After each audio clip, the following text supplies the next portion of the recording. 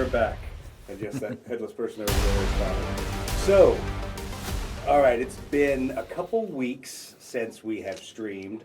So if you're like Rick and you walked in and said, what was the last mission we did? Where were we? Doug abandoned us. You can be forgiven. I did abandon them. I had to actually go do my job. It's weird they don't want to pay me without, making me do my job. So what the summary is if you remember, we're still on the planet of Scythiana. The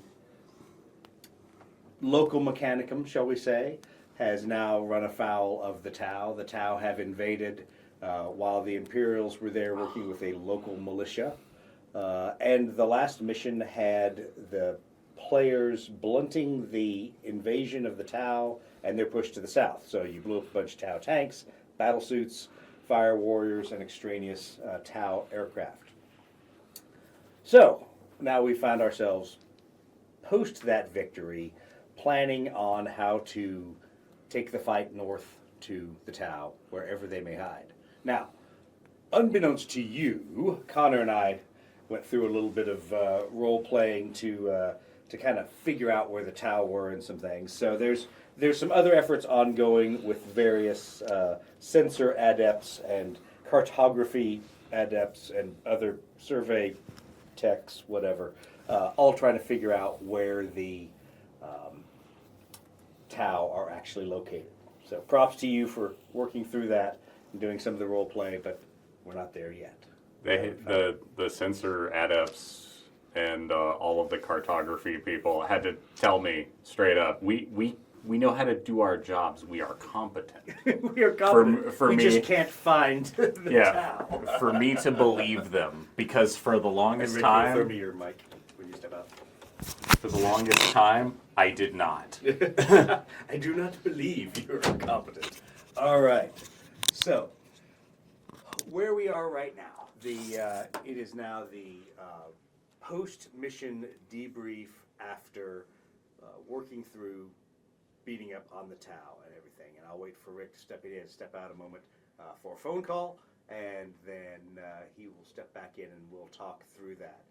But a quick summary, so a couple of the players have XP, and we will go through and spend those points if they have those points, or they may opt also to hold on to those and to not spend those points right now, but save them for skills. I think you already spent some of yours to bump your talent to 7, you said? Yes. Okay.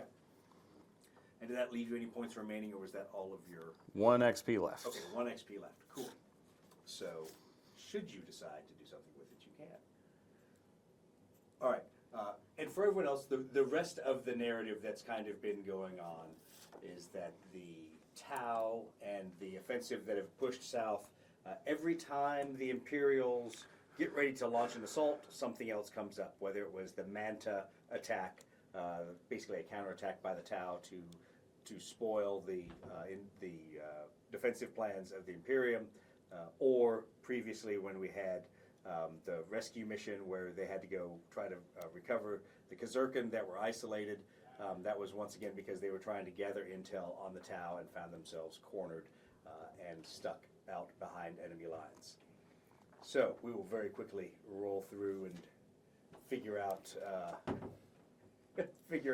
where we're going today. So as I was explaining to the stream, hope you unmute your mic. Give it to Connor. Connor's the mic genius. How did I mute that mic? There we go.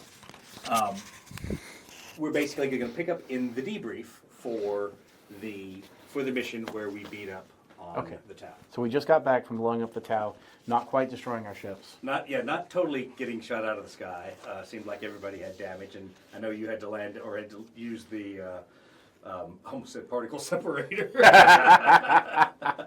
The poop macerator. No, the flux capacitor, whatever. Had to repair your ship multiple times during that event. Okay, so the nanotech repair manifold. Nanotech repair manifold. I knew I would remember that term at some point. All I think is poop macerator right now. We need to. It's same thing. We need to bring the Sea Dragon back for another round. What, and start another shitstorm? Yeah, literally. That joke never gets old. Okay. So you guys get back, and everyone kind of gets together for the debrief. Pinka, who's not here right now, obviously has qualified enough to become both an ace and to get promoted. That part of the story Oh, we'll good. deal with later. She did say to tell you that if she's not promoted, she's not coming back. Okay, so I'm changing my story. She's not getting promoted. The promotion was held up by administratum paperwork. And that way, she can't come back and harass me ever again. No, that's fine. We'll catch up with her part of the storyline here in another week. That's fine. But all of you all roll back and start going through the debrief of what you saw, what events went on out there. And pretty rapidly, everything gets drawn up to the colonel. So after a while, it's no longer you just sitting there working through your small little talking amongst yourselves, talking with the AWACS crew, talking with the intelligence folks. But pretty soon, the colonel says, I want to see everybody in my office. And he's the local highest ranking. He is the highest ranking Imperial officer there. So when he drags you in, you are drugged now into the conference room, not his private office there. And yes, there's Colonel Sadalzar sitting there, but there's also the Commissar Captain Ferranz is sitting there. Not our favorite. Yeah, not anyone's favorite. Please tell me Cax isn't here too. Yes, Cax is there. Oh. Cax is there, as well as Baum, who is the CO of the transportation, the Valkyrie Vendetta wing. He's there. They're obviously in the middle of continuing to do some pretty heavy detail. Paolo's here too? No, he's actually not. Okay. So, surprisingly, he's not, and none of the militia are here either. Okay. So it seems to be very much the regiment, the 94th Cadian, and their integral planning, which may or may not be because they're cutting the wing out at this point. But they invited you and your crew to roll along and come explain yourselves. So obviously, at least some word will get back to the 312. As you walk in, the colonel obviously greets you and congratulates you on the mission. And he goes, "But sit down. We've got to figure things out. We've got to figure our next step because every time we are ready to move against the Tau, they preempt us."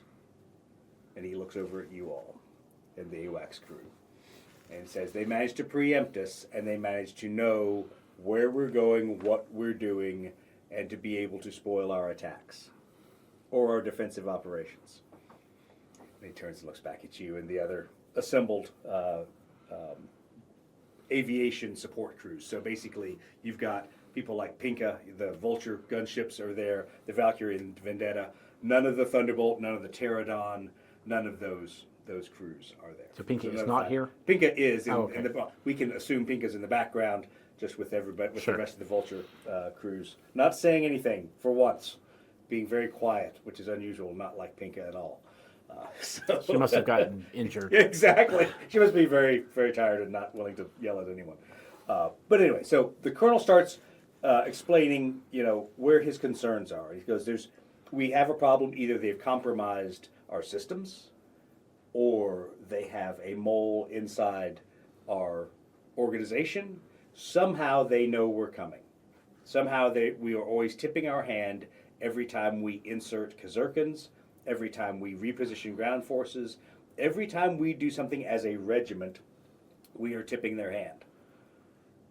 However, the good news is so far, they don't seem to be targeting the AWACS directly. So, the AWACS is now restricted to being at high altitude. The AWACS shall not leave altitude 5 for further notice, because we need to drag them up to altitude 5 if they're going to attack you. So you need to stay at high altitude. Is that understood? Yes, sir. Okay, Get good. altitude 5. No more diving down to altitude 1 to shoot people in the face. Thank you very much. Congratulations. both the other crewmen look at the Kriegsman. Exactly. He's like, I'm just the pilot, man. He- I just fly. he just stares. It's stone cold. Yep, It's stone cold dead. stare. Stone cold stare. Not my problem. Okay, so then, of course, the colonel turns the hollow table back on, and you see a very complex operation in the process of being planned.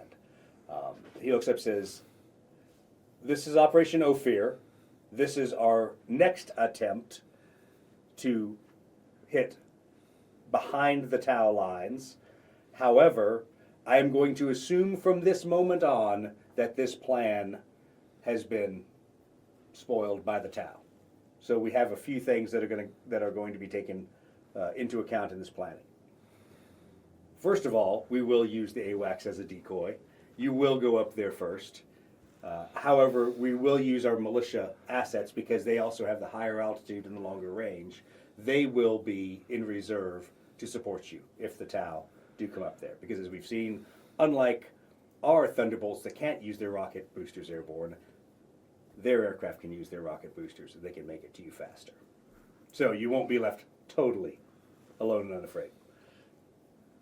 From the escort aircraft, you will be tied to a very large air mobile package. You will be escorting a lot of Valkyries and militia Valkyries because we no longer, with our innate 94th Cadian forces, have enough manpower to create an enveloping attack against the Tau. So we're going to have to rely on the local Zagrosian militia and their augment pilots flying their versions of the Valkyrie and Vendetta alongside us. Do I trust them? About as far as I could kick one of them. So, our escort pilots will fly in a position where should the Zagrosians or the local militia do anything and betray us to the Tau, if that is where our leak is, then the escort pilots will be in a position to shoot them down. And lastly, our friends, the Adeptus Mechanicus. So, we have a very, very complex mission for you, but it's going to involve, and before he can even finish, at that point you can hear a ruckus starting outside his conference room. And people, a lot of motion and noise and people snapping to attention and people saying, yes sir, no sir, of course sir. And about 10 seconds later, the door flies open and you see a tall, blonde, shoulder-length haired man, looks very, very noble in black, close-fitting leather garments and a not very imperial-looking cameoline cloak, enter the room with a very large Inquisitorial signet hanging around his neck. What was the name of the Inquisitor that Cax was worried about? Well, let me tell you. So he looks around the room and goes, oh, I'm sorry. Am I interrupting planning for an offensive? You are taking the offensive, aren't you, Colonel? Colonel Saddlezor, is it? Sadalzar, Lord Inquisitor. Oh, yes, Sadalzar. How could I forget? Yes. Oh, for the rest of you who don't know me, because the Colonel has no manners, I am Lord Inquisitor Fortnum of the Ordo Xenos. And apparently, you all have a Xenos problem on this planet, don't you? And at this point, you can tell Sadalzar, the Colonel, has just had it, but he can't do anything other than suck up. But you notice while you're sitting there that the reaction between him and Captain Commissar Ferranz is very different. You notice the Colonel basically flips a switch. His eyes roll back in his head in the sense where he goes, whatever, I'm just going to play. It's the Inquisition. I'm going to give them what they want. The Captain Commissar is paying very close attention to everything the Inquisitor says and is kind of checking out the people in the Inquisitorial retinue that walk into the room. Because as the Inquisitor proceeds to bore all of you to death with why the Ordo Xenos is here, and blah, blah, blah, Inquisition this, requisitioning Imperial support that. Of course, all of you would want to assist the God Emperor in making sure that we rid the universe of Xenos, etc., etc. The other individuals that enter the room kind of also pique your interest. Go ahead and make a faith check for both of you all. Faith or under? Faith or under. Nope. Missed by one. Okay. So the people that walk in the room kind of creep you out a little bit. So obviously there are the standard Inquisitorial acolytes that are just a couple functionaries that are coming along with him carrying bundles of papers and other important things. There's one very large, very muscular human, obviously a human, not Space Marine size, but larger than normal human, that has of what you can see of his skin that's not covered in a leather flight garment, tattoos and lots of data probes all over him. So that's, first of all, really kind of jarring to you because you recognize the flight uniform he's in is very much Imperial Navy, but it's also got Inquisitorial insignia on it and all kinds of other stuff that you're not used to seeing an Imperial pilot wear. And you're also not used to Imperial pilots with data plugs all over their body. And then in the back, there is another individual that seems very nondescript, very, kind of fades into the woodwork back there. But he is obviously taking notes furiously into a scribe's notebook of what the Inquisitor is saying, as if he is the, propagandist, remembrancer, whatever the term of the week would be for the person recording the great pontifications of Lord Inquisitor Fortnum. The creepiness. The court auditor. Is that Exactly. just a function of the unusual retinue, or is there a actual physical feeling? No, so I will also put it in a frame of reference. It is not the feeling you had when you That's what I was rolled wondering. into Gyro's Gyro's office. office. Not Okay. that feeling at all. Okay. It's just a feeling of, once again, you've never really been in the presence of an Inquisitor before. So it's, Very much on okay, purpose. this is some dude who looks like he's a nobleman that is carrying gear that may or may not be of Imperial origin, because obviously you immediately look at it and go, in your mind, that's not a Mars pattern camuline cloak that we would issue to, Cadian snipers, et cetera, et cetera, et cetera. It's something different. And then there's, once again, you're both in aviation, in, Imperial Navy aviation. You're like, and who's the dude with frickin' data plugs? Because our dudes don't jack into the aircraft. So Do the locals? well, so it's different than the locals because remember, Gyro just had one row on for like a helmet. Yeah. I mean, this guy literally, you can see it's almost like where you would have plugs for Black Carapace. So it's something similar to Black Carapace, but it's not. It doesn't look like power armor style plugs. So, and once again, why would a guy in aviation stuff need power armor, right? If he's flying around in aviation, flight suit. What are the Knights pilots? Do they have something similar? Theirs is just a helmet. Theirs okay. is just a helmet that plugs into the seat behind them. At least that's the ones you've seen. It's just basically The local ones? the local ones. Okay. They're And then you the creepy did eye when see- they get out. You did see the local ones have one that you assume is kind of new-spheric because their version of your Iron Striders that the Mechanicum would normally, or Adeptus Mechanicus would normally see, they had one that seemed, for lack of a better term, new-spheric / wireless. That it was, they had a smaller helmet, but they weren't plugged into the machine.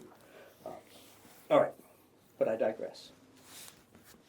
So, as the Inquisitor continues to blather on, he's kind of looking around the room and kind of taking stock of everything going on, and you can tell that he's giving a very rehearsed introduction. That it's basically his way of buying time to read the room, and he's obviously paying attention to Commissar Captain Ferranz, who is not seeming too enamored with him. But he's also kind of stopping and looking and addressing each element of the command there as he probably sizes you all up, to include you with your Kriegsman, who kind of sticks out like a sore thumb. So your crew doesn't exactly blend into the background. Is Solon here? No, Solon is not here. That could only go one way, and that would be poor. So we'll leave that. I mean, hey, better for him to grab their attention than me to grab their attention. Yes, exactly. Okay. But Cax is So- here, so. So I will then address real quick to you how this starts going, and then we'll come back to the AWACS crew in a moment. So Lord Inquisitor Fortnum is looking around and proceeding to regale you all with the Ordo Xenos' utility to the Empire of Man. And he says, I have a very important mission that must succeed. So, Colonel, I'm going to ask for the support of your regiment. And I think some of them will do very, very nicely. And he is looking straight past you, straight at Pinka, and smiling the creepiest smile you've seen in a long time. And he goes, but anyway, enough of the escorts. What I need is your best Adeptus Mechanicus. Hold on.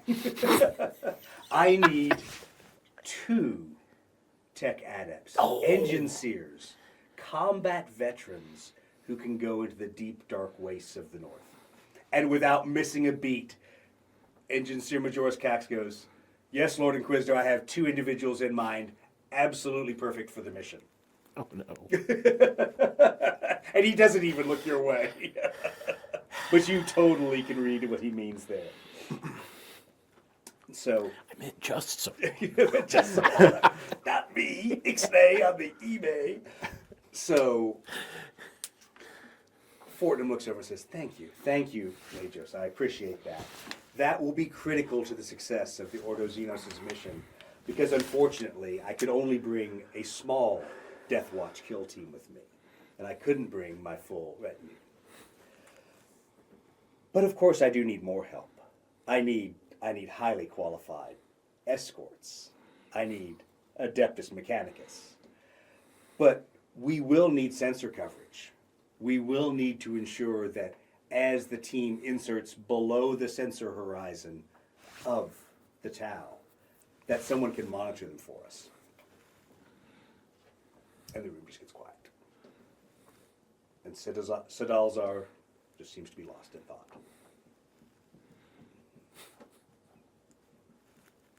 And it's very uncomfortable. Yeah. And he's very quiet. There's a moment. There's a moment. We have this moment of about 5 seconds, 5 Yes. uncomfortable seconds before me and the Kriegsmen raise our hands. And of course, as My tech adept is probably upset. probably upset. As you raise your hands, obviously Inquisitor Fortnum sees that the commissar, Captain Commissar Franz, turns around to look at you like, are you the stupidest guardsman that has just stepped out of the formation? And literally glares arrows at you. Thankfully, they're not Commissar killing arrows. But anyway, so Inquisitor Fortnum says, oh, excellent, of course. There's always good servants of the Emperor who are willing to volunteer for a mission like this. Thank you, Lieutenant. He kind of squints, can't read your name tag. Winter, sir. Lieutenant Winter. My lord. Excellent, excellent. That's a very auspicious name. Well, I don't mean to take up any more of your time, Colonel Saddlesore, but if your men can be ready to meet us at 0800 hours tomorrow, with their aircraft ready to fly, we shall conduct the mission. So, at that point, of course, the Colonel's like, yes, Lord Inquisitor, we will be ready. The aircraft will be ready, and my guardsmen, soldiers, pilots will all be ready. Is that enough time to fix my plane? Yes. Okay. Yes, that is enough time to fix your mind. Slightly. So, maybe, partially. Murdoch's trying very hard I'm not not to... sure it's enough time to get Solon to come up with the right way to detonate, to slow down Yeah, okay. the parachute. But that's all right. We'll come back to that in a second. Okay. So they sweep out as quickly as they swept in. And some poor soul actually has to get up and close the door because none of the retinue closed the door. Because why would anyone from the Inquisition touch a door handle other than to open a door? But they then proceed to close the door. And as soon as the door closes, Faraz looks and goes, "Are you the stupidest frickin' guardsman in Cadia?" It would seem so, sir. Yeah, that's the right answer. That is exactly the right answer. Apparently, you've not heard what they do to Imperial pilots in the Inquisition. I hope you don't do well tomorrow, because if you do well and you're recruited, they will wire you into an airplane for the rest of your unnatural existence. So try to remember that tomorrow. Understood, sir. Please fail, but don't fail gloriously. Understood? Yes, sir. Okay.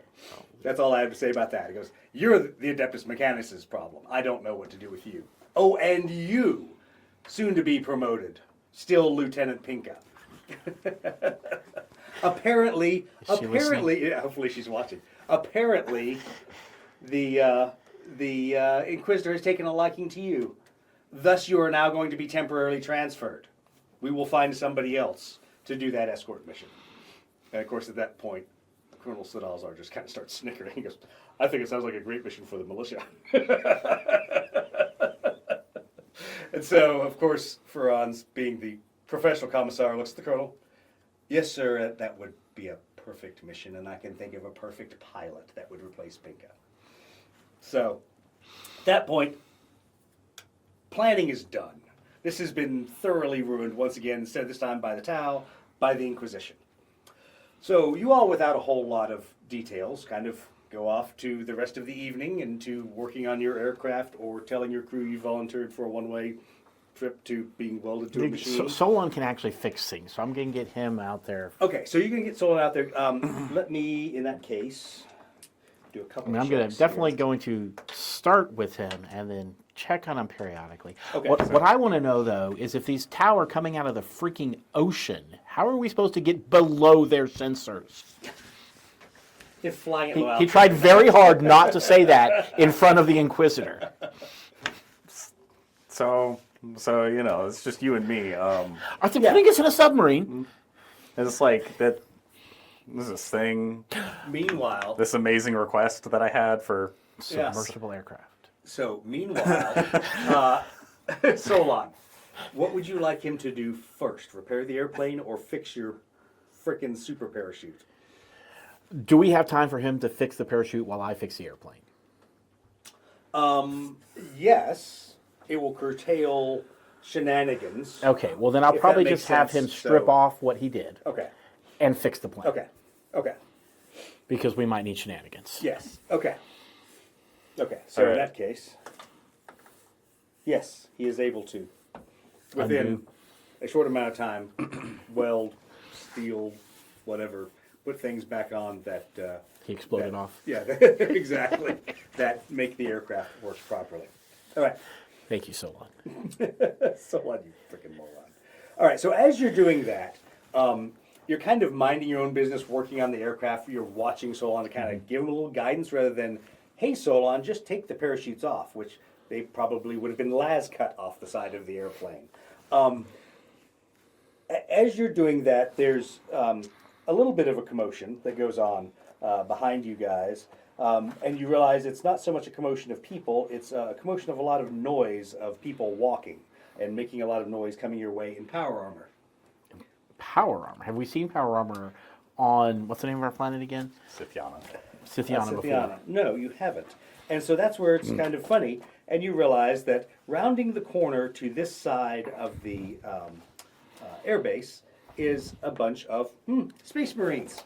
Do they look like they came with the Inquisitor? That Yes, would be because weird. they're in black armor. Oh, So, yes, his kill yes, squad. They're all, and they seem to be making a beeline for you, not for the AWACS and everything else. I'm going to go start fixing the plane from No, the they're, inside. they're not.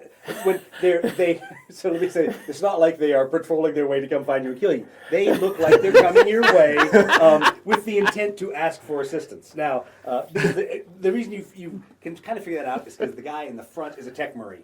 Yeah, okay. Everyone else, even though they're in power armor, is kind of moseying along because what else do 6 Marines who are in a kill team have to do if they're not killing things? Drinking? Yeah, no. No. No, not that part. Anyway, so, and you see the tech marine who's in kind of the lead of the whole thing. His one pauldron that is still painted in his chapter. He's an ultramarine. And so as he comes forward, it's obvious you're the only engine seer standing around. Am I actually an engine doing your seer? stuff. I thought I was a tech Well, you're a adept. tech adept, but you're a tech I'm adept. the engine only seer. So- actual. So somebody, okay. somebody lied. Exactly. Somebody lied and said he's an engine seer. Anyway, so Tech Marine Sergeant Asaurus introduces himself as any Marine would, looking down on you from his rather high place. But he seems a relatable fellow for a space. I mean, I could be up on top of my plane. That way I could look down. you're kind of standing there. As Solon's up there just welding away at stuff and minding his own business. But the Space Marine takes his helmet off, says, the Inquisitor asked me to come over and meet you since I hear the two of you are joining our expedition tomorrow morning. So it seems. Tech Adept Brown, pleased to make your acquaintance. Excellent, good to meet you. And he looks up and he goes, and that guy, Oh, don't mind Solon. He's fixing the bird. Okay. Well, the good news is you won't need your aircraft. Oh. You're coming with us. Oh. You will be What is that? Corvus Blackstar. You will be inside the Corvus Blackstar with us. Okay. He did mention 2. Does that mean Solon's coming as Yes. well? Okay. Yes, the 2 of you are coming along with us. What sort of Have gear you- should... Oh, sorry. Go ahead. Have you ever used a stasis cage before? Have I? No. You have no idea how to use stasis cage. I have not. What's a stasis cage? No. That is not probably the question to ask. That's Not what I'm gonna the Tech ask. Marine. Tech Marine looks over at you and goes, kind I, of looks around. I have goes, not been trained on that equipment. That's not a problem. It's Mars standard equipment that we have. But do you? He goes. You do have a standard data plug on your mechadendrite utensils, right? Yes. Okay, good. Both you guys. Turns out you have the same requisite gear to plug into said stasis cage. He says we are going to have to evacuate some sensitive, high-value targets. Because of who and what they are, they must be in these cages. Don't worry, you won't go in with the kill team. But once we have secured the perimeter, we will need the 2 of you to bring the stasis coffins, we will call them, down and put the subjects in them. And you need to be able to maintain the systems on that. Because it's an easy interface. The machine spirit will assist you, but I can't have an unaugmented human running the stasis. Do I believe that Solon is capable of this task? Do you believe you're capable of this task? Well, of course, I'm capable of anything. That's a good answer. Okay, well the logic I would say to think about it is, remember, Solon is very mechanically and electronically inclined. He may have zero filter and the social mores of a very large Grox in heat, but other than being dumb as a box of rocks, human-wise, he's a very adept. I wasn't sure whether this is a task, because I don't know anything about these things. Okay.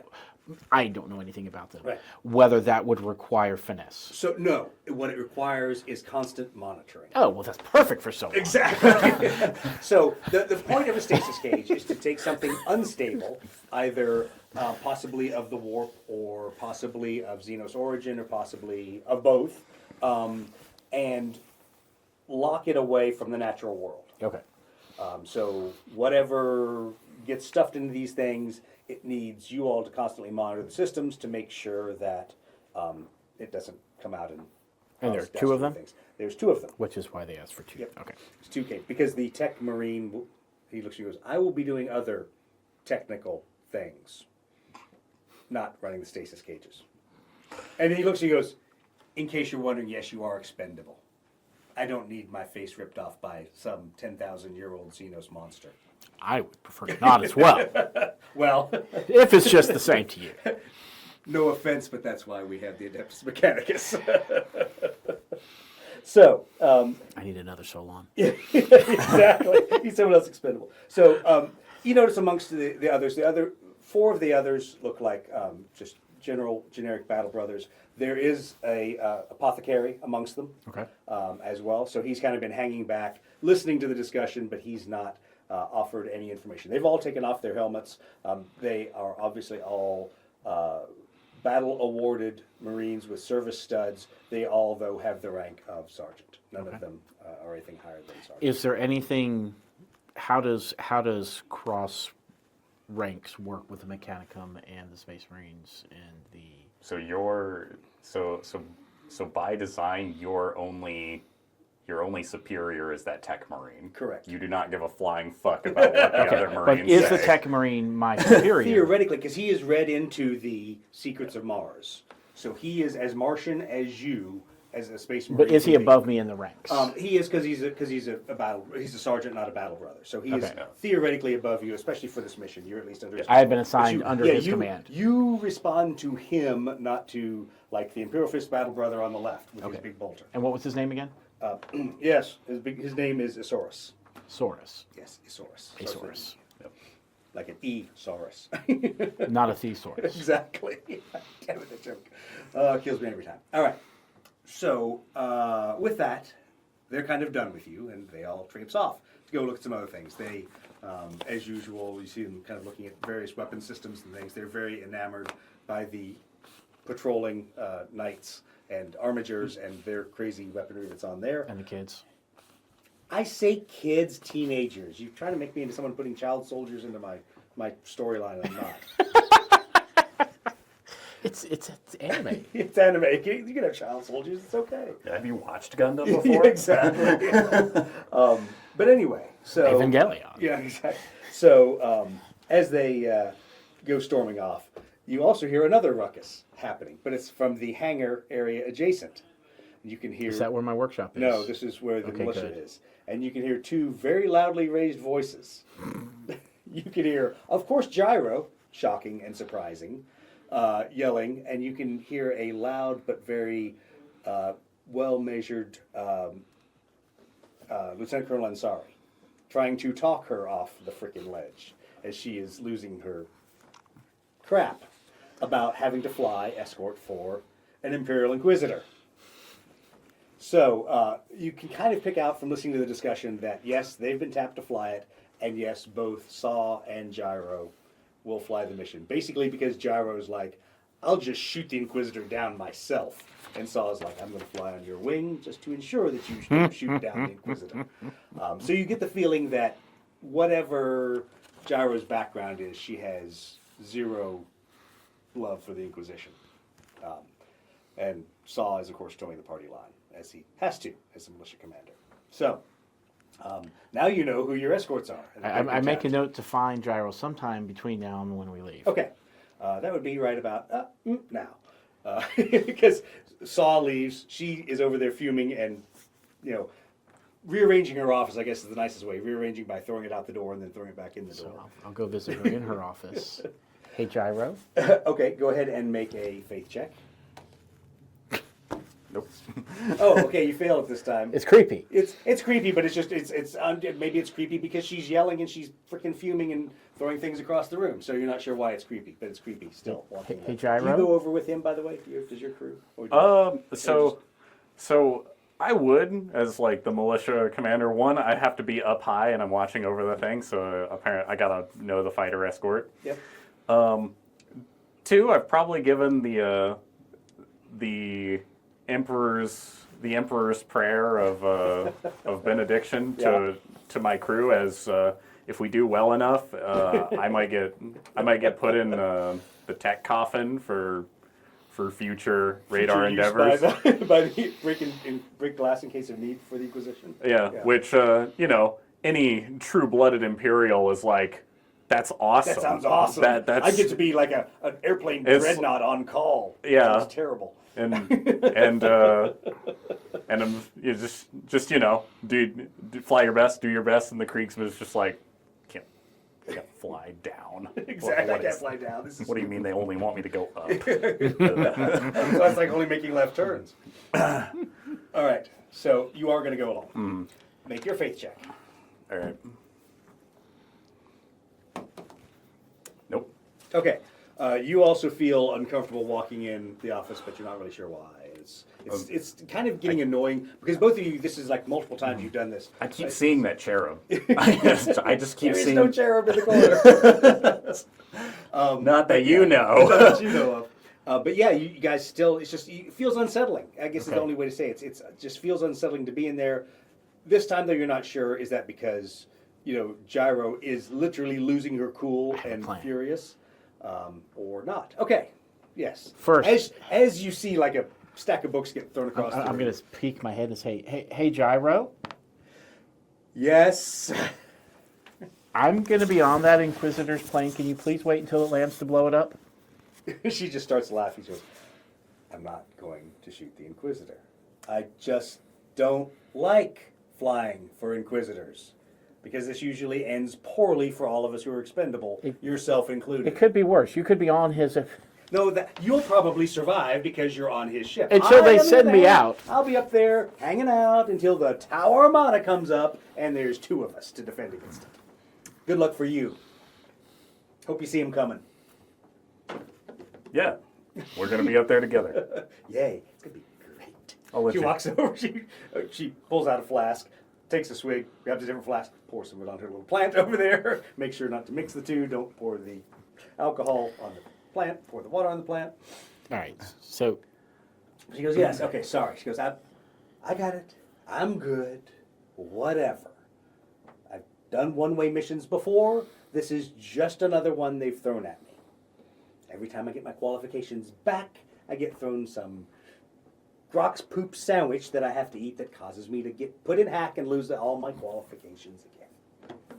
Not that I'm ever going to get promoted. Whatever. Who cares? Oh, sorry. You came over here to ask a question. I apologize. oh, mostly I didn't want you to blow me up. Oh, okay. Well, But I do have a question. yes. Question. Can I ask a personal question? It depends. Why is your office so freaking creepy? She got a laugh. She goes, creepy. Are you sure you don't have a subharmonic emitter hiding under your desk? She picks up some stack of papers. Pretty sure I don't. She goes, creepy. Creepy. Creepy. She's thinking for a minute. Creepy. It's that kind of creep that I only get when there are cherubs around. No cherubs. We don't do the cherub thing in the Bactrian Defense Unit, or Bactrian Diplomatic Union. It's a little creepy. So we don't do the cherub thing. We do servo skulls. That's okay. That's just weird. But we don't. Cherubs is creepy.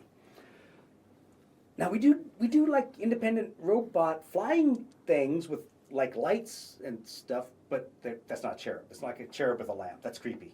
You do independent floating. Yeah, like little robots that float around. You know, like you and not a servo skull. No, not a servo schools. That's like old tech. We've got like lights that you like program the light to fly a pattern, and the machine spirit flies a pattern. You guys don't have machine spirits that like run your lights? Do you know what she's talking Oh, about? Do you really still use candles in the Imperium? We hear Yes. these stories. Is that really yes. candles? There are candles in the plane. The tech adept has a fascination for them. Speak for your own plane. All of a sudden, it's all coming clear. Why wouldn't you put candles in something you fill with kerosene and promethium and then launch it into the air? That sounds like a great idea. Please don't say that in front of someone. Oh, will that give him ideas? Yes. I shouldn't want to scare the poor soul. No. No, I'm worried. no. I'm worried he'll take you seriously. No. Yeah, that I point out to where I know his plane's at. That will become a crater. that will not be good. Okay. Noted. All right. But in all seriousness, But in all seriousness, she goes, if there's- but hold on. In all seriousness, creepy. Walking in the. She goes, I'll have to work on that. I don't know what that is, but that's strange. Must be an Imperial thing. Something here you're not used to, like light, like non-Gothic architecture. I do It's that. weird. I do that thing. I do that thing because as the plane commander for my specific, I pull out what is a folded up purity seal that I've kept in my pocket, and I just put it on like the door frame. It's It like- slides right off. and just like that That's is creepy. that's part of it. She goes, hold on a minute. She see you walk over, take the top to the plant, screw the top on, and close it, and all of a sudden you all are absolutely relaxed. The creepiness goes away. Do you tell her the creepiness goes away? I knew there was a subharmonic oscillator in that plant. And she I looks think- at you, and I I think from the pause here, you're at least not going to try to hide that it doesn't make you feel not creepy, but you're not sure what to say. Yeah, I feel like a willful, forced creepy suddenly vanishes. But a N- deeper now, creepy. now just makes me like Even creepier. more concerned by the position. So what is that plant? Oh, that's a Stormhammer lily. A Stormhammer Yeah, lily. yeah. It's like my planet's symbol. You see it on the Green Templars on their flurry cross. It's the central part of that insignia. Is that the only one here? A couple of us probably have them, but most of us who are from Stormhammer take those with us wherever we go, and it's grown in other planets around the sector. Are you able to propagate it? Oh, absolutely. That's why we keep them, because we propagate them. Can someone not from, where is she from again? Stormhammer is the name of the planet. From Stormhammer obtain one? No. That's why. The creep factor is just magnified. She goes, she kind of is starting to realize this with you, and she says, okay, let me also tell you something you may or may not know. You do realize the Hive fleets didn't scour most of the planets here on their way to the Imperium, don't you? Otherwise, we wouldn't be here having this discussion right now. She unscrews the plant, picks it back up. The creepiness comes back. But she says, we don't know why, but we think it's something from the Stormhammer Lily. We don't know what it suppresses, what it does, You think that's why? but we think You that weren't. it has. But we think that it has a suppressive effect. Sounds like exactly what we need while we're traveling with an Inquisitor. She pauses for a moment and she says, she goes, I am prohibited from flying with it under normal circumstances. By You are policy. prohibited from flying with it. She goes, I'm not loaning you my Stormhammer. But sorry, it's the symbol of my planet. But anyway, I get your point. And while humorous, and I might love to find the chaos that it would cause by putting it amongst, that's probably a poor choice of words. I would love to find the discomfort it would cause amongst the Inquisitorial warband. I'm not sure that would be worth the consequences. We could have But Solon anyway, do it. At least now that I know both of you all are upset by the lily, I do apologize. She puts the top back on, screws it down. I need one of these. You need a plant? I do need a plant. Okay, you need a plant. All right, noted. I'll put that on a list of things you need to acquire as a plant. All right, she goes, okay, so back to tomorrow's mission. Apparently we're just showing up at 8 in the morning and the Inquisitors are going to tell us what we're doing? Well, apparently I just have to go for a ride and babysit a cage and probably die. Oh, okay, good. Well, then I'll be right there with you getting shot down as you're babysitting the cage in the Inquisitor's Corvus Blackstar, and you're watching us get shot down because you're at altitude, whatever, in the Moranosphere, up there by yourself. Yeah, they want all the Tau to come up and get me. Oh, good. That So- sounds like a great plan. Sounds like the Inquisitors have really thought So- this through well. So if you want to lay down low and then prepare a rocket booster to come up and maybe protect me, That maybe. might be a good idea. She's like, did you meet this Fortnum Inquisitor? Yeah. Meat is a strong word. So, He said my name out loud. I'm going to call that meat. okay. He did not say mine. So I'm hoping he still doesn't know it. Yeah. So, yeah, I was told that I was tapped for this mission by Saw, so obviously it kind of rolled downhill to us. Mostly it was Sadalazar's fault, but Oh, okay, good. I'll gladly play the Imperial Regimental Commander. That won't do me any good. Okay, well, I'll be there at 8 o'clock and we'll fly the mission and we'll all die gloriously together for the Emperor. Isn't that or how maybe Imperials we'll do all it? survive gloriously. Well, and hopefully live we home. will, but there's Inquisitors involved. This There are. doesn't sound good. All right. Any other things you want to discuss? Do you have any requisitions or things Does you want Solon to know how to shoot? ask? Does Solon know how to shoot? Well, he has a hand flamer on his mechadendrites. Whether he knows how to do Alright. anything other than like burn grass by the side of the runway, you're really not sure. I'm gonna do that thing when we leave. That I'm thing. gonna pull you aside.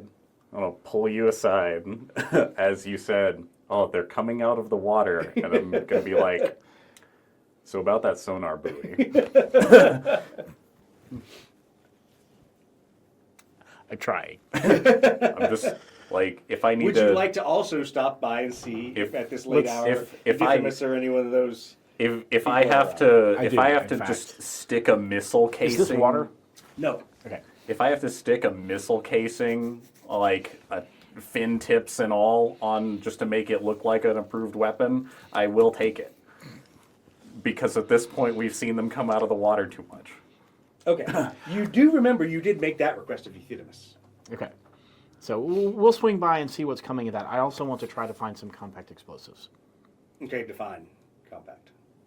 Small enough that I can carry around and hopefully the Inquisitor doesn't You're, notice. you're Oh, seeing, so what Like would his- how much yield would you like? what are you looking for yield-wise? Like to blow open a door, to blow up an Inquisitor, to to blow the side of a Corvus Blackstar off so you can jump out of it? What kind of a... Definitely blow open a door. Okay, Possibly collapse a cave. okay. So basically... Maybe pop the back door of the Corvus Blackstar. So satchel charge like size, not like small thermonuclear More weapon. preferably satchel charge sized yield. Right. As small as small I as can possible. get it. Okay. Got it. Several of those, Okay. Just several bricks of C4. basically. Yeah, exactly. So you walk out of Gyro's office. She's like, "See you tomorrow, boys. This ought to be great." He goes storming out of her now disheveled office with a plant with the top screwed on. Oh, she took the plant with her. No. She left the plant sitting there. We could Close go the get door. the plant. Close Oh, no. the door. Okay. It's locked. Well, you can try to get Probably, in. I might be able to pick the Okay. lock. You can see how that goes, stealing No, Gyro's plant. I'm not going to steal Gyro's plant. All right. So I mean, I might try to steal a little clipping. you walk around the corner to go see where the techs are, and of course, Euthydemus is there, as is Lenora Gamma. They're all working on prepping. Is Lenora Gamma her not cousin. girlfriend? Her not girlfriend? Her not girlfriend. Yes, her not girlfriend because it's her cousin. Yes, Lenora Gamma is her cousin. We still don't know it's her cousin, or do we? Yeah, no, you do. I mean, Oh, okay. you all have had this discussion over a beer. That the other half of the discussion, which from Lenora's side, which was I should have left her to die on the wastes of Kier, was to Gyro's side, which is I should have kicked that dumb blankety blank off the side of an ice cliff when I had the chance. So you get the feeling that yeah, they're cousins. Yes, they're close. Yes, they're good friends. There's either a rivalry or something else that's So that there. wasn't friendly trash talk. Well, it's the fact that in any joke there's a kernel of truth. Okay. So you're not sure how much of it is That's- joking versus how much of it is whatever happened out there in the wilderness with those two should have stayed in the wilderness.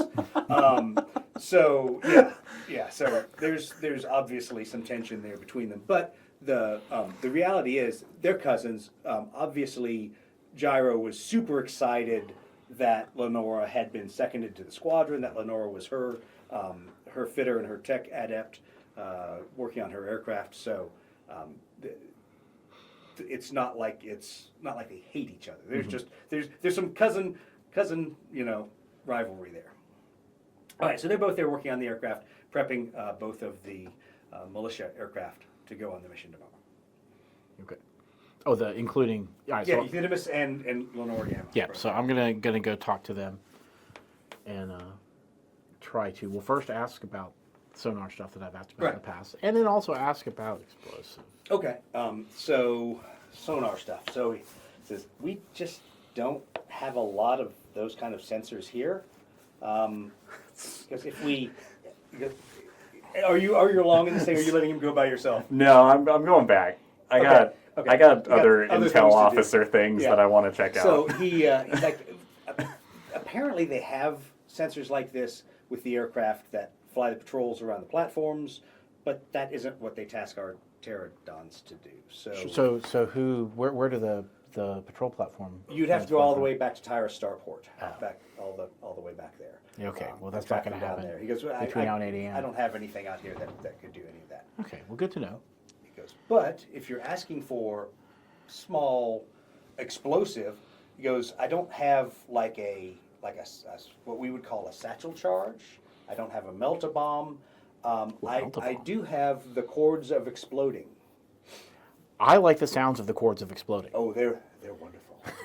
we love it when they're expired and we have to take them out of the aircraft. Oh, no. And turn them in. Oh no! They never get turned in. They just I mean, explode them. I'm sure that my friends would be able to come up with some more. Is it Amasec that he likes? Yes.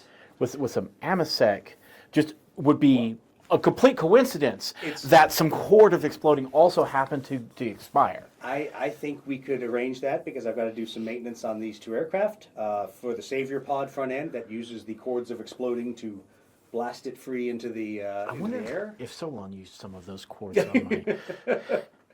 From what I heard, he just wired everything a little too tight, kind of like he is. Yeah. Yeah, I'm glad it didn't rip your airplane apart. Oh, so am I. From what I heard, it was spectacular. I believe is how Gyro. It was used the term. certainly exciting. Yeah. Glad I was not on board. But anyway, yeah. So he goes over and pulls up, obviously labeled as explosive and explosive expired. Do not touch. And goes, please make those go away. Oh, I shall go dispose of these properly for you. Thank you. And you can pay me an amasec if you live through this mission you're going on. I also want to find out where Solon got his from. Oh, yeah. Okay. Well, you have to go back and ask Solon. As you're walking off, you hear Lenora Gamma say, under her breath, wouldn't mind if you shot that stupid pilot down while you're out there. So, just kind of hinting. Anyway, so as you all proceed back over to drop off the cords of exploding, and anything else? Solon's there Remote finishing up. detonators and things. That stuff you've got. You've got okay. that kind of stuff. And it's basically what we would call det cord today. Right, It's used for just blowing stuff open. It's not going to necessarily. I mean, it's a very specific charge, so you have to tailor it to whatever you're going to use. Anyway, so you've got all that. Anything else you want to do? You're going to get ready with intel and stuff. I have one other thing is Oh, geez. when I go to the. I feel like this is a Dungeons and Dragons shopping expedition episode. Well, I mean, look, I'm an hour in. you set aside. I So did. I'm looking for any possible information on what a Stormhammer Lily is, and Oh, okay. any extra qualities that might be somewhat known. So to- where do you look for? Do you just sit down at your terminal next to your airplane and? Yeah. Lenora is probably also from Stormhammer. Well, you haven't left yet. Well, when he's done. Oh, Yeah, it's making the general notes of like what has become public information for us, because at the end of the day, like, I might go and die in not too long from now, so I'm not, maybe you won't know what this. so I'm not like super concerned if I can't find Right. anything, but just curiosity compels me to Okay. look at what it does. So I'm assuming you pulled it up inside the military record system. Yeah. Is what you're looking at. Okay. So as you start pulling it up and you start searching, I mean, obviously, first one is for Stormhammer. It basically pulls up the Imperial survey records of the planet. A planet that is basically, I'll call it a tripartite planet. It is both a Space Marine recruiting house, as well as a night house, as well as it has a large Exodite population. The Exodites are both protected and policed by the Space Marines, so it's an interesting relationship there. But the Night House and the Space Marines recruit from the same villages and the same stock, I'll call it. So there's kind of a common competitiveness there, a good rivalry. There are 3 major climatological zones. There's a north section that is basically Arctic wastes, very high mountains, very cold temperatures, all subterranean facilities up there. There's a large tropical band to the planet that is agricultural, and that's mostly where the Exodites are. And the transition zone is where the Night House is. So the transition zone is grasslands that then go into the foothills, and that's where the Knights, that's their part of the planet that they patrol and that they have their fiefdoms in. The Stormhammer Lily is cultivated across the planet, except obviously not in the Arctic zones. The Stormhammer Lily is known to have some psychoactive qualities. It has produced negative and sometimes catastrophically negative reactions in psychers. And you also find out that when the Tyranids attacked Stormhammer, they only landed in the northern wastes. They did not land in any other of the zones that had the Stormhammer Lily present. So that is also from the Imperial and local Bactrian records why they were able to contain the Tyranid attack, was because it was geographically contained and it wasn't over the whole world.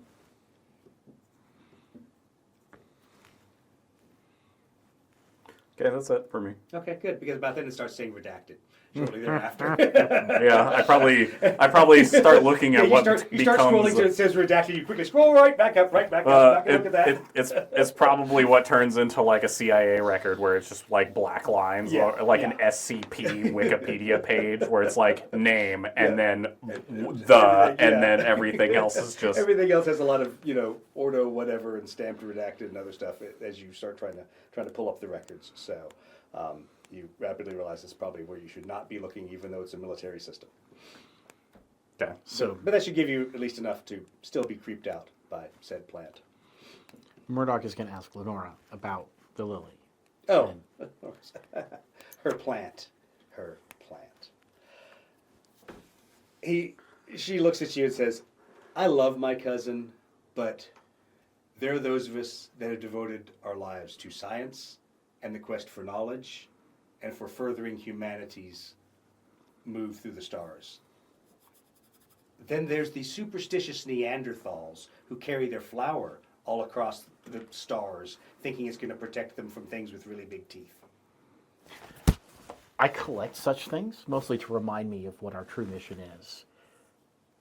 How could I go about finding one of these? Very, very steely look was- come across her face. She goes, while my cousin may be superstitious, the Stormhammer lily is sacred and is not to be collected. But I understand your interest. I understand your pursuit of knowledge. If one were to perform duties for Stormhammer, might one earn the right to bear a lily? It is possible. She kind of laughs. She goes, Murdoch, I think the last place you would want to go now is Stormhammer, especially as Oh, well, I can't. an emissary I of can't Mars. leave Scythia right now. Well, she says, so you may not understand this, but during the devastation that was wrought upon the Taxila Mechanicum, our Forge World was destroyed. And our Forge World is still rebuilding, shall you say, and Stormhammer is now our holdfast. So, as an outsider from Mars, you might not be welcomed with open arms by any Adeptus Mechanicus or by any Taxila Mechanicum on Stormhammer. I really want a creepy plant. All right. Well, All right. I am going to go tell Solon, though, to go read up on the cage. Okay, perfect. He goes, absolutely. I'll go pull up that data slate immediately. And then goes off and rummages through a bunch of scrolls, not data slates. No, he's in the right place. It's in there. It's going to be in the scroll, not It's in the in data there. slate. No. It's certainly in there. Yeah, no, he knows. Yeah. So you're not quite sure what he's going to come back with, but Yeah, he's going to go read up on something. It's a scroll about that thick. Well, we were sort of almost instructed to be not entirely competent. So that's something else you're going to have to think out. So this might be something worth talking about now before we get ready to launch imminently upon the mission. Is there is obvious tension between the commissariat, shall we say, and the Inquisition. Remember the commissariat. Well, both of them can kill you, I guess. Remember the commissariat. It doesn't- The commissariat has much more opportunities to kill you. It doesn't matter. The Inquisitor Like, will presumably eventually leave. look, Exactly. The Commissariat, on the other hand, will still be here next month. Yeah, exactly. And next year. So- And if I'm ever going to get one of these lilies, Well, and something to think about is going back to Commissar Captain Franz's background. He is basically a special operations kind of commissar. That's where he cut his teeth with the Talarn regiments, Talarn Rough Riders, all of those kind of things. So he probably has dealt with Inquisitors a lot, and hence that's probably why he has a negative view of them. Or maybe he's just a guy that doesn't like Inquisitors. I don't know. do I have access to any communications equipment? Yes. I'd like to. Is there any of that man portable? That you could then just add to your gear. That I can So take do you with want long range communications or short range? I want to be able to talk to Solon, Okay. and I want to be able to talk. That's already built into your. Okay, and I want to be able to talk to the Eye in the Sky. Okay. Or at So least I want to be able to hear Yes. what's going on. easy enough for you to do to modify your gear to maintain both the aerial communications. Okay, so I'm and planning to do that. Bring my repair kit because never without it. Yep. My grandpa gave me that repair kit. I knew that was coming somehow. And of course, the cords of exploding, which we will not mention to anybody that we have with us. Exactly. What cords are exploding? We'll just keep them in our pockets. It's in an identical toolbox to the one that carries exactly looking my like everything else. my nanotech repair manifold. Oh no, not that one. Not that one. Don't use that one. Don't use that nanotech repair manifold. Whatever you do. All right. So, Mine is the bag with the stripe. yeah, exactly. not the big hazard stripes. All right. So next morning, everyone is dutifully standing by their aircraft. Does that have guns? Oh, it has lots of guns. Okay. And of course, there has now been parked in amongst all of your aircraft a Corvus Black Star. Over here on the Taxila Yes, side? on the Taxila side. I don't like this. Why it's over there is a great question. Well, because all of you are over there. So. Oh, I'm pretty sure only I'm. Oh no, that's right. Pinka came over here too. And, yeah, and so of course he's his escort's the over only there. aircraft that has to be drug over. Yeah. So Well, you can take off on the runway. you notice it's basically configured for anti-personnel or not anti-beast work. So it's got twin assault cannons in there, and then it's got the ground attack storm strike missiles on there. So they're obviously loaded for bear. You notice that of the 6 Marines you've seen, as they're starting to work around the aircraft, 2 of them are in Terminator armor now. Oh. So the Imperial Fist and the Salamander, I believe, yes, the Salamander are both in Terminator armor now.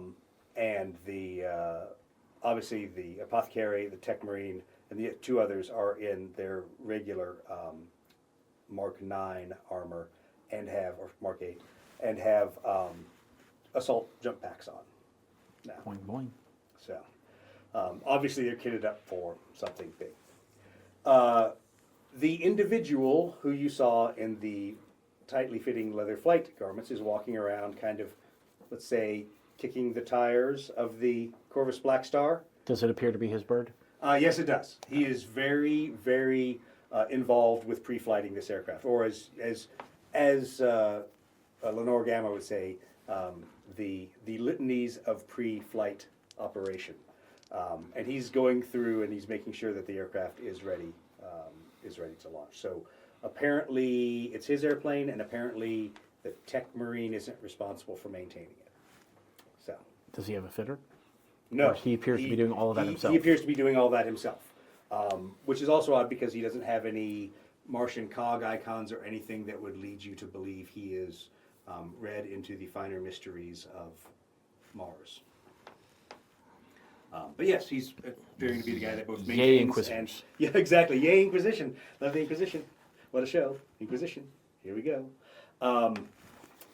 So anyway, so shortly thereafter, Lord Inquisitor Fortnum comes walking down the right-hand ramp of the Corvus Black Star, wiping his face of whatever breakfast he just finished eating while everyone else is actually preparing for combat. And he looks around and goes, "Oh, glorious, everyone's here."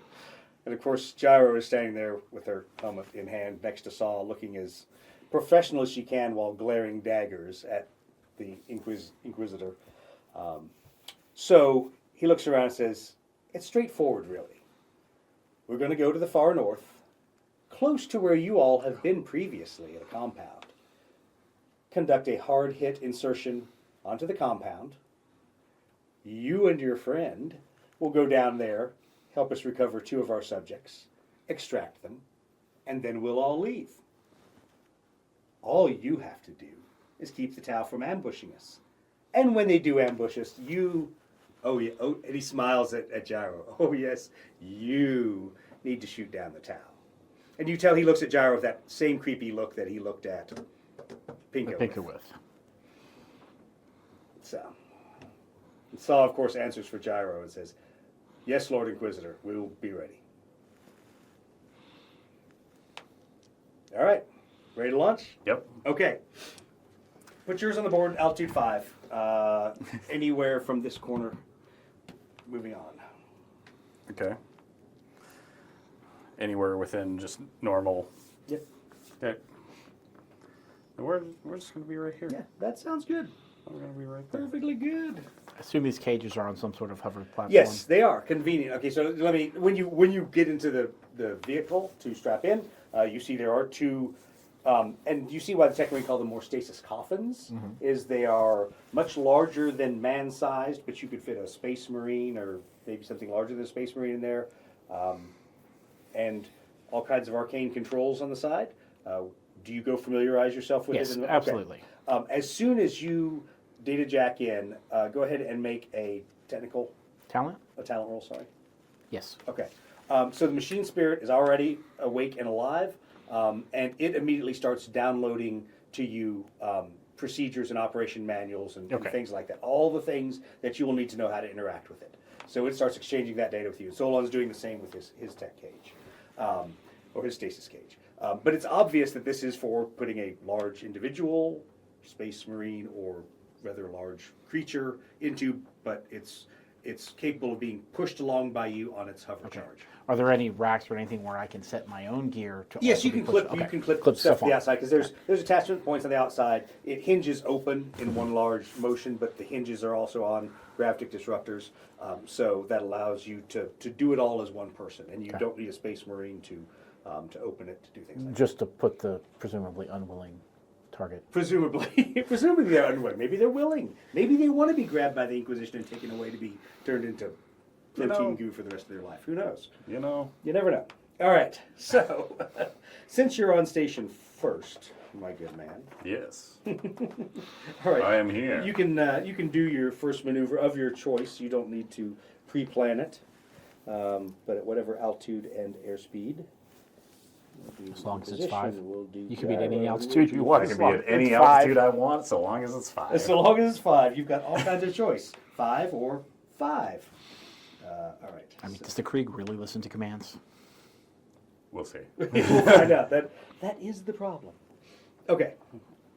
At least you've got a plane to fly. The answer is I'm a freaking passenger.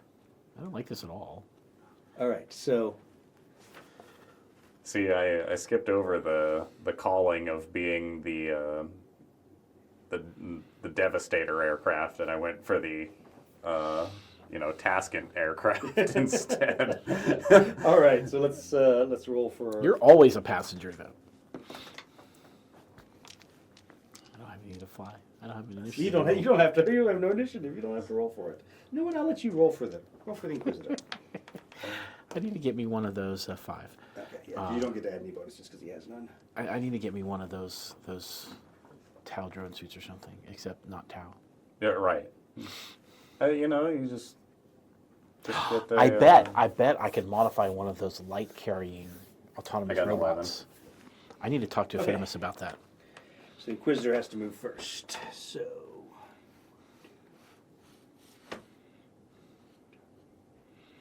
I'll preempt them Okay. and just want to be for it. Okay. And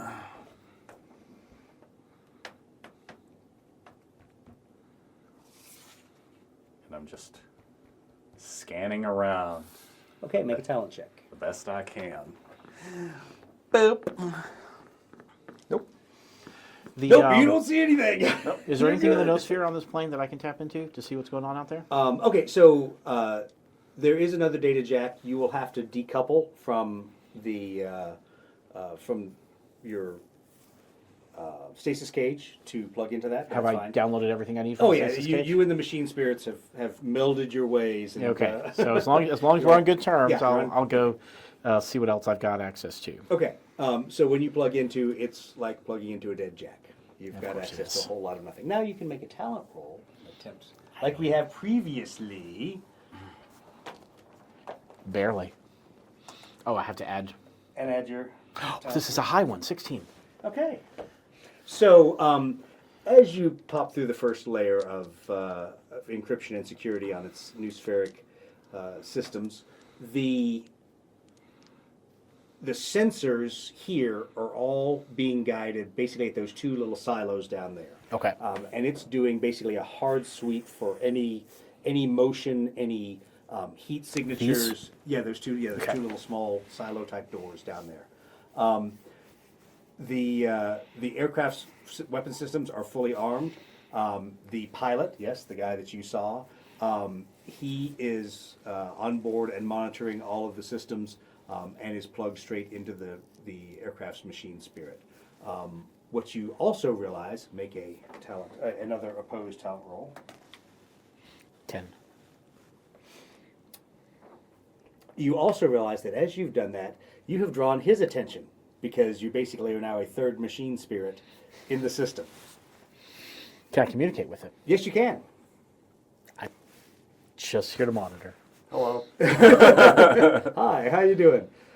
I will stay hands off, I He promise. says, please keep your hands off of my ship. He goes, however, I do understand why you as the Adeptus Mechanicus feel a little blind back there. So I'm happy to share my data feeds with you, but that's it. Appreciate that and no more. You also realize that he spoke to you not over communication systems. He spoke to you through the aircraft that translated to binaric and then spoke it to Ah. you. Is that unusual in an aircraft? Yes. Okay. So I want what one you're of these. realizing is unlike Gyro and Saw, who are jacked into their airplane for situational awareness and for maneuvering the aircraft, he is literally, in a sense, wired like a removable servitor is the best way to describe Okay. it. He is jacked into that thing 100%. The plane is him, he's the plane. And so its machine spirit, much like a knight's machine spirit, they are welded, Okay. one and the same.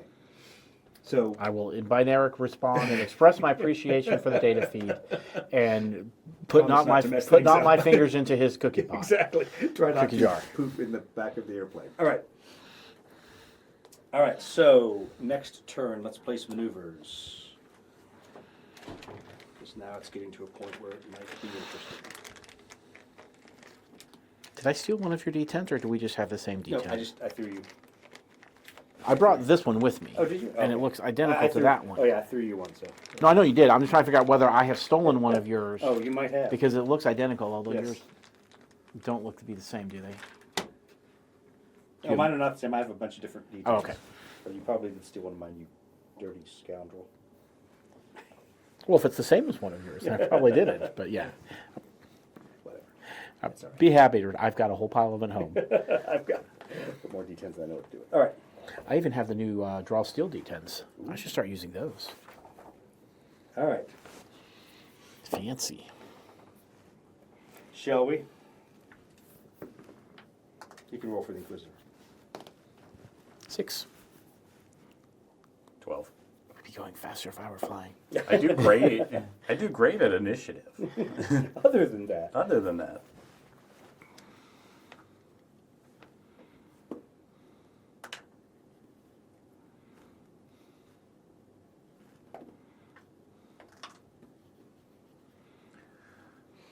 all right.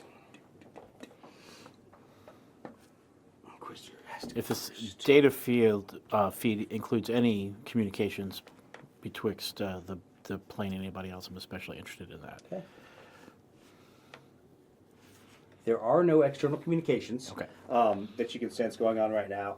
And from what he's letting you see, also all of the weapons in the forward slewable area are slewed to that same point Yep. that it's using the sensors. Once again, it looks like they're looking for personnel kind of targets is how this sensor sweep looks, but not much. There's I'm gonna preempt them. Okay, so you're going to preempt. So you're basically going to go at 9. And then 9. that one can That's change. Saw and that's Gyro. You know. Saw is the flight lead. So Yeah, sure. He can change his maneuver if he needs, and then I'm Okay. gonna try and scan again. Okay. The radar is just gonna go Yep. round and round. I got it. Okay. Cool. Hey. I think that's my first roll I've ever successfully made on a radar return.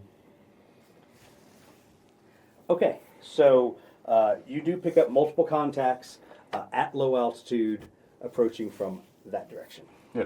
I do a and relay. they look like they are about a turn away. Yeah. I relay that to the flight. Okay, to everybody, you basically you don't have a solid return. There's obviously a lot of jamming out there, but what you expect is that next turn they will be a factor. So, okay, you've preempted and moved there. He's going to keep the same maneuver. See? They're just going to break and they're going to bracket. All right.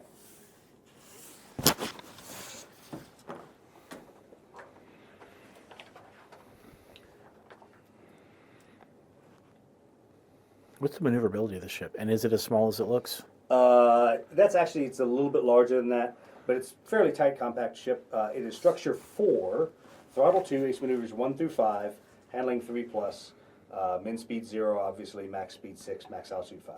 It's about the size of a Valkyrie, which is Yeah. impressive for a space I marine have, vehicle. I have plane It envy. actually has lifting features to it. It's weird. It's so unlike. What? Yeah, exactly. This is unusual. I have not plane just- envy. It's not just a brick. It's not a brick with wings. My God, man. How do I get one? Exactly. Well, first you have to be. I'd rather have this Yeah, than the exactly. plant. But if I can't have this, I'll take the plant. I want a Inquisitor repelling plant. We don't know if it repels the Inquisitor. The Inquisitor It's, didn't go rolling into Gyro's office. It's a. Exactly. See, proof, It's a. or at least evidence. Look, the thesis has yet to be refuted. All right. Initiative. Oh, let me put my, sorry, I'll throw. 10 for the Inquisitor.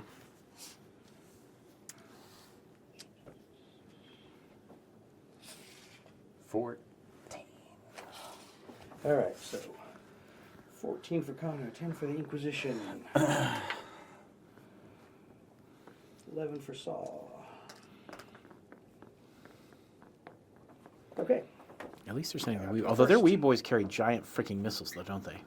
They have seeker missiles, yeah. I don't like that. I want seeker missiles. No, I like my las cannons. They make me happy. Yeah. Look, your last cannons make me happy too.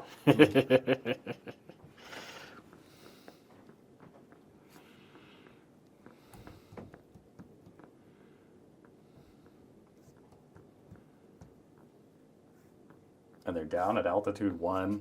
What is this? What do you mean I can't go down? Kriegsman up in the pilot seat, just like He was like, this is the dumbest rule I've ever heard. he's not wearing like an oxygen mask. He has his gas mask on, just pouting to So, himself. as you're monitoring the Corvus Black Star systems, the pilot kindly asks you to disconnect. He goes, I'm going to be going offensive now, and asks you to disconnect from the aircraft systems. But I wanted to watch. I don't think he wants you to watch. All right. It is speed 4, right? So move him forward 4 and pivot. Yep. Yep, and then pivot 1 to the left. To shoot an approach into that last spot. To the left, sorry. Who's on the left? Yeah, to the left. Perfect. Cool. Okay, I'm done. All right. Can't read my directions. Is he still flying in at 3 or 4 with speed? He's at speed 4 this turn, yes. He's going to slow next turn. Okay. I'm gonna preempt them. Oh, okay. Nothing fancy, but you know, I'm gonna do one of these, just for the kicks. I'll Okay. give Gyro the ability to change her maneuver if she needs to, and then I'm gonna try and continue the scanning sweep to try and find more possible contacts. I got a 4. Yep. I'm good. There's another set of contacts right behind this one. Yep. And I'm just gonna relay that the drones are the advanced group, and that there's more coming.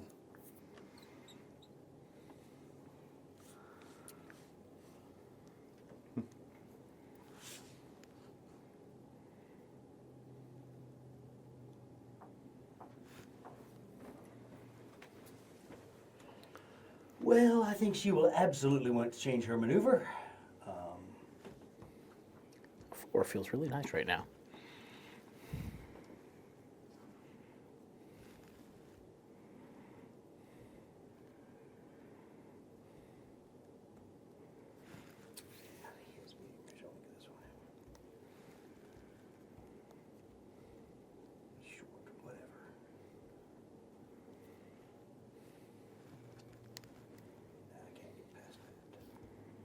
Why'd you have to give me the opportunity to change my maneuver? You're welcome. Life was so much easier when I didn't have to. You're welcome. I mean, you could be pointed right at him.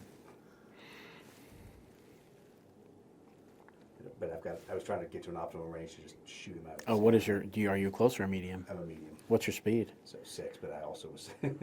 How fast can you go? 6. Oh, that makes it harder. That's the easiest way is to stay there and just let him shoot me. Yeah.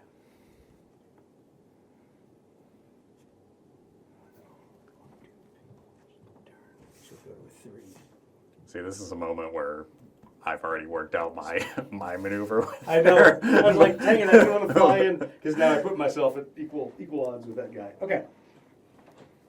Are you talking equal odds from her to that? No. Okay. From him, because the other guy is going to be short range with the other guy, but medium with her. So it's 5 dice or 4 dice. Were you trying to put the? I was trying to stay at long range from the. Oh, I meant was drone. Gyro trying to have that in her arc? Trying to have that in her arc. Because it's She's not. Yes, no. Because you could, No, but it's there's- not. Not. Okay. Okay. She's going to stick with that maneuver because she made a mistake. So, all right. What initiative step were we at then? That was you preempted to 10. I need a missile launcher. Yes, you do. Where do I get a? Where do I get a? All right, shooting. So, you and the Inquisition both can shoot at the same turn. So to get a missile launcher, all you need to do is find the Astra Militarum Taurox, remove the pintle mount off the top, and then stick a large bazooka from the infantry regiment. They won't have So he's any. gonna shoot at the Remora's going to shoot at the guy in front. Okay. I just want a stinger, man. 4 dice. Like I said, so First you just cannon. get a pintle mount that you just drill a nice random hole in the top of your aircraft. No. I meant to carry with me when I get out of this plane. Oh. I can mount it on top of the coffin. You might have 5 to ups. Okay, no damage. you might have to ask your Space Marine friends if one of them has a just spare missile launcher in here. I don't actually know how to shoot a missile launcher, so I just want one because it makes me feel manly. I agree. I approve. And I'm sure Fury 4, man, he can't hit anything. if any of the Marines still had it in them, they would be like, yeah, that's hard. Secret missile misses. Okay, first Remora is done. Second Remora, 1, 2 is medium, so 2 dice, nothing, and 2 dice, nothing. Okay, so they're both down to 1 secret missile each. All right, and then Saw is going to be 2 dice on him, and it's a half hex, so he won't get tailing and he won't hit. Oh, wait a minute. Yes, he will. Where did I put mine? Why does he get tailing? Because, no, it's not tailing, Oh. but he will use... Oh, he's got a fancy skill. He's got words. He's got words. I don't have words yet. Yep. No, the guy has to be 1 altitude below, so now he can't use aerial predator. He has to pounce on him to be an aerial predator. All right. Just makes his regular 6s 5s again. Yeah, exactly. All right, turn 5. Orders, please. Yeah, you guys have it easy. I'm having to fight myself. This is kind of stupid. What's funnier is I get to make you fight yourself with options. I'm like, what do I want Doug to do? I want him to think I more. need to think more. Exactly. I mean, you could just not even look at your orders and just move them around. I could just move. It's no fun. I think you have to plot what I want to do.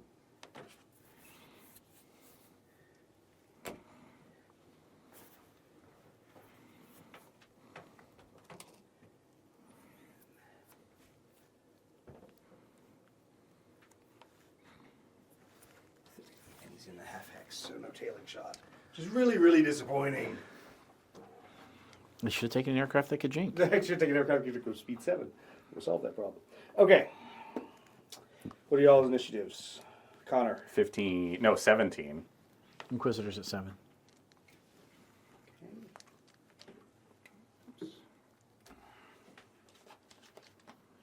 Inquisitor's at 7.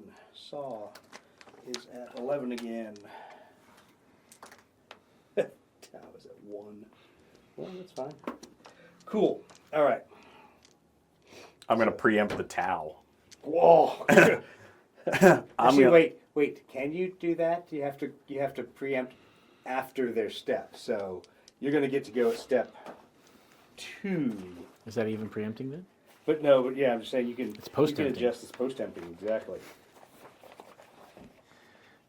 Right. Right. I am just a passenger, so I'm gonna take advantage to. NPC. Character NPCs with a high initiative may interrupt the initiative sequence during the tailing fire maneuver sequence. Declare at any time that the interrupting model will lowest initiative in order to activate next after the currently activated model. Ah. Well, none of them activated yet. Which means you can't do it yet. Exactly. Oh. Well. So the closest you can get is to be right after them. So Alright. you can go to a 2. Connor goes to a 2. That's fine. All right. So, Tau. Dirty, rotten Tau.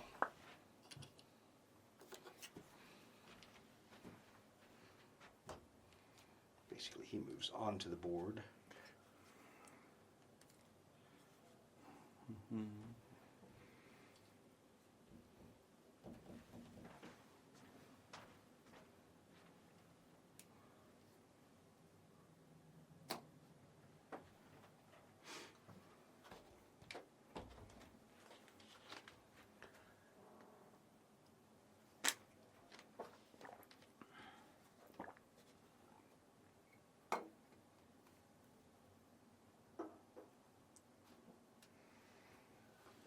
It's getting fierce. The chat can see behind the planet circling what you're doing. I know. You You gotta have like, where's? hide that one. I got the next one down. Oh, yeah. It's just street view. You gotta get your blank version of the Exactly. main camera.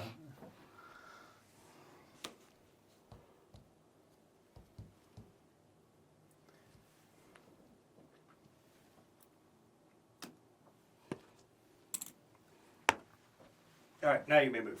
All right. I mean, it's just orders that are keeping you at altitude 5. Yeah, I know. You always come down from altitude 5.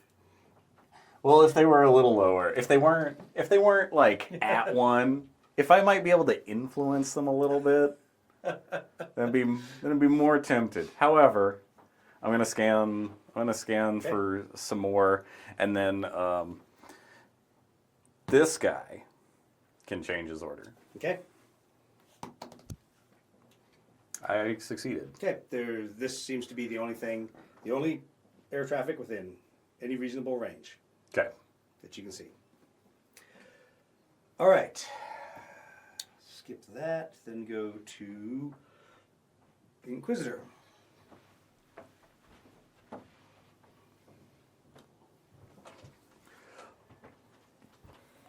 All right, my turn. Are we landing yet? Almost. I'm going to jack into my. Back into the.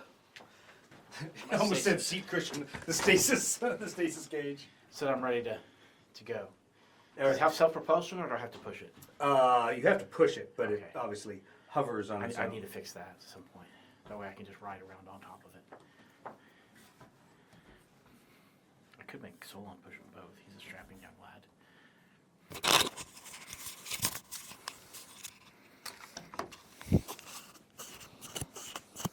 Oh, they are awfully close to where we need to land. I don't like this. You shouldn't. And now they're dropping bombs on top of the barns. I like this less and less. And I didn't like it much to begin with.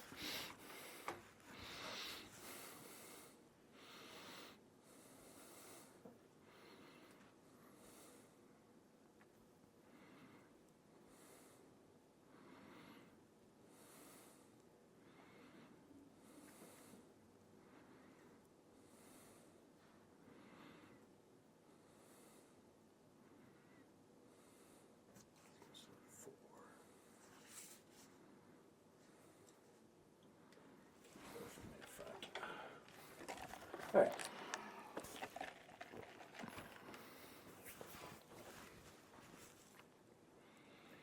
Okay, so that is all of their moves. We will now wait on Connor to return. So, in the meantime, anyone know any good Inquisition jokes? I think one viewer is a bot. I think so. That's all right. Okay, transition back to this. Connor's back just in time to start shooting. Woo, pew pew. All right. So, But he's up at 5.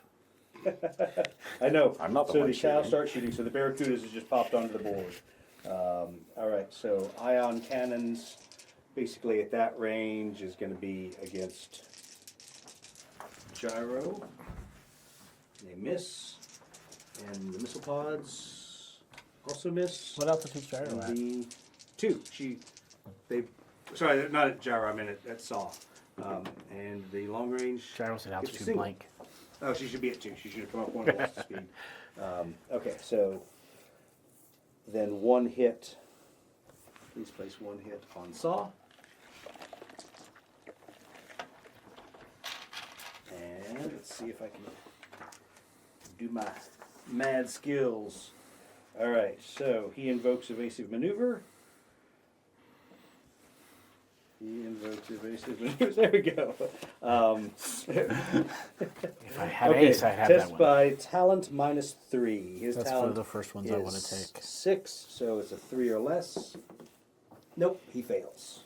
But he still loses a speed, so drop him to speed 3. Oh, he loses 2 speed? 1 speed. 1, so 4. Can you take Oh, evasive? was he at 5? He was a 5. Okay. Can you take evasive maneuvers if you're not getting shot at? No. You keep trying to find ways to drop speed. No, you can't. All right. At this point, I don't like taking 7 turns to land. All right, Rick. At one point, you're gonna look like the C-130 landing that they did.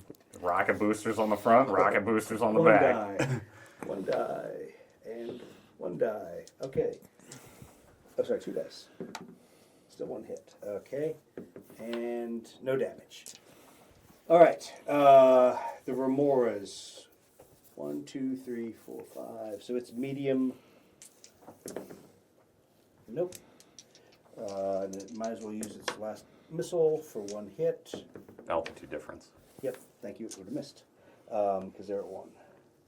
So that's going to be last missile. And that guy, who does he have? He's pretty much got him in his sights. So 4 burst cannons on the Inquisitor's ship.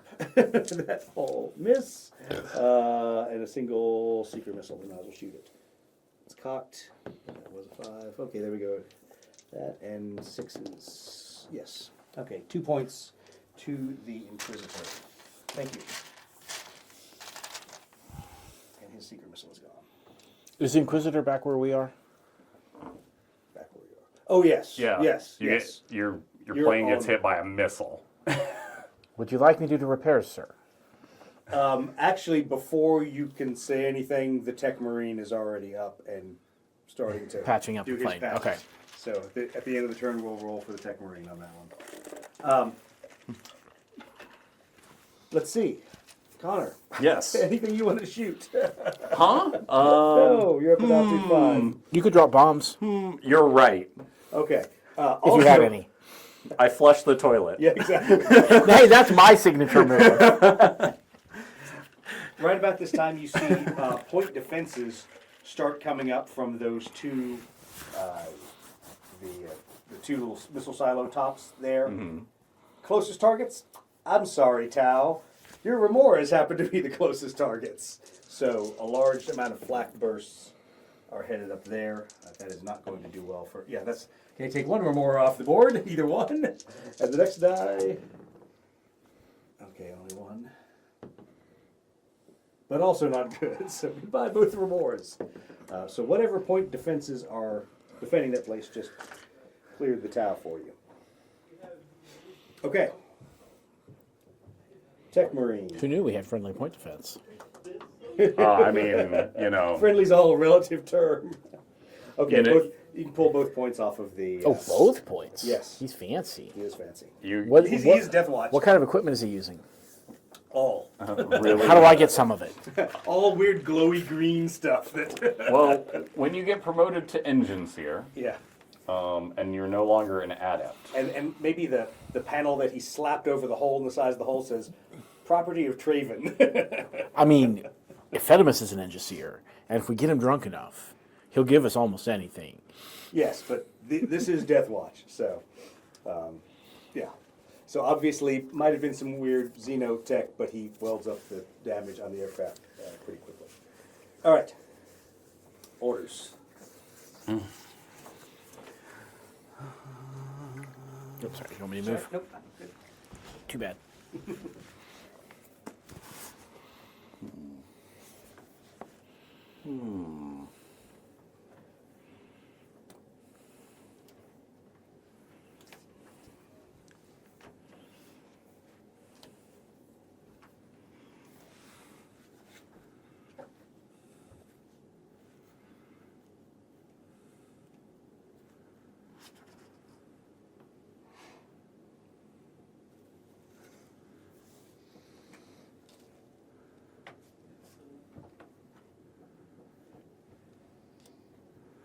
All right. Initiative.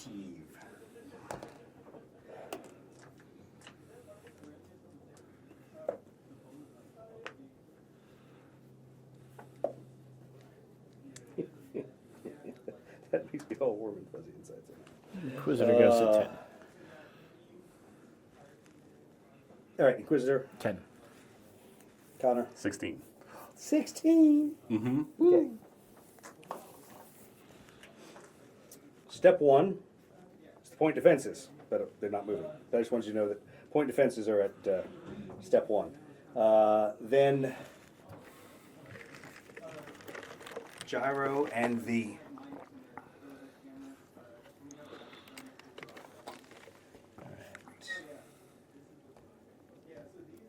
she can accelerate to 4, so she'll speed back up to 6.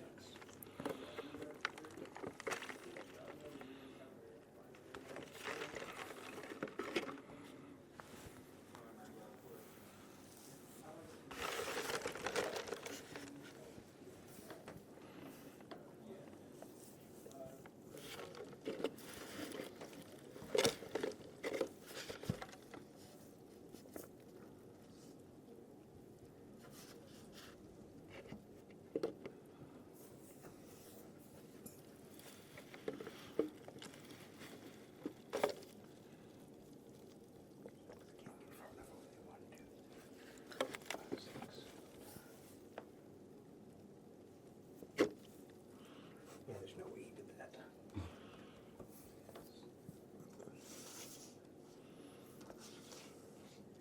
Okay, and then his.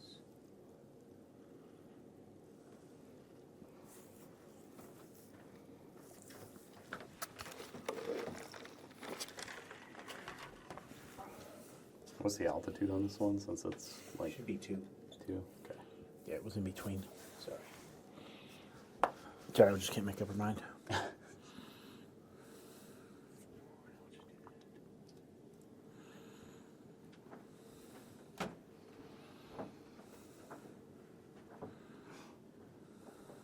Okay. Then it will be. Oh, the Inquisitor and the Tau have a roll off. Roll your d10. 10. 2. Okay. The Inquisitor goes first. Thank you. Well, I think I'm just going to go in and land. Woo! I think I'm going to let the Space Marines go off first. Especially since the plane is no longer broken. And then Tau. Dirty, rotten Tau. Glad I forgot what the Tau maneuvers were. What did I do? Oh, okay, good. It's a surprise.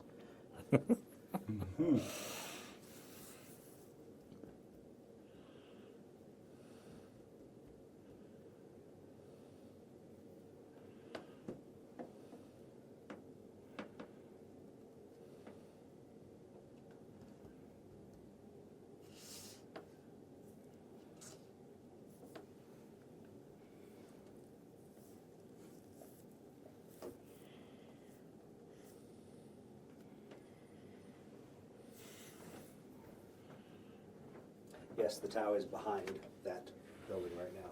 How high is that building? Basically, altitude 1. Okay. And he's at 1. He's at 1. Okay. So let's see here. So Where's my thought when I need it?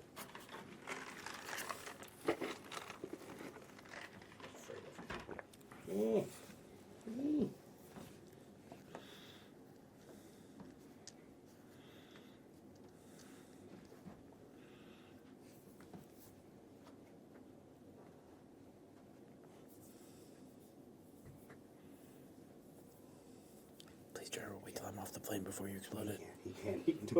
He can totally just do that.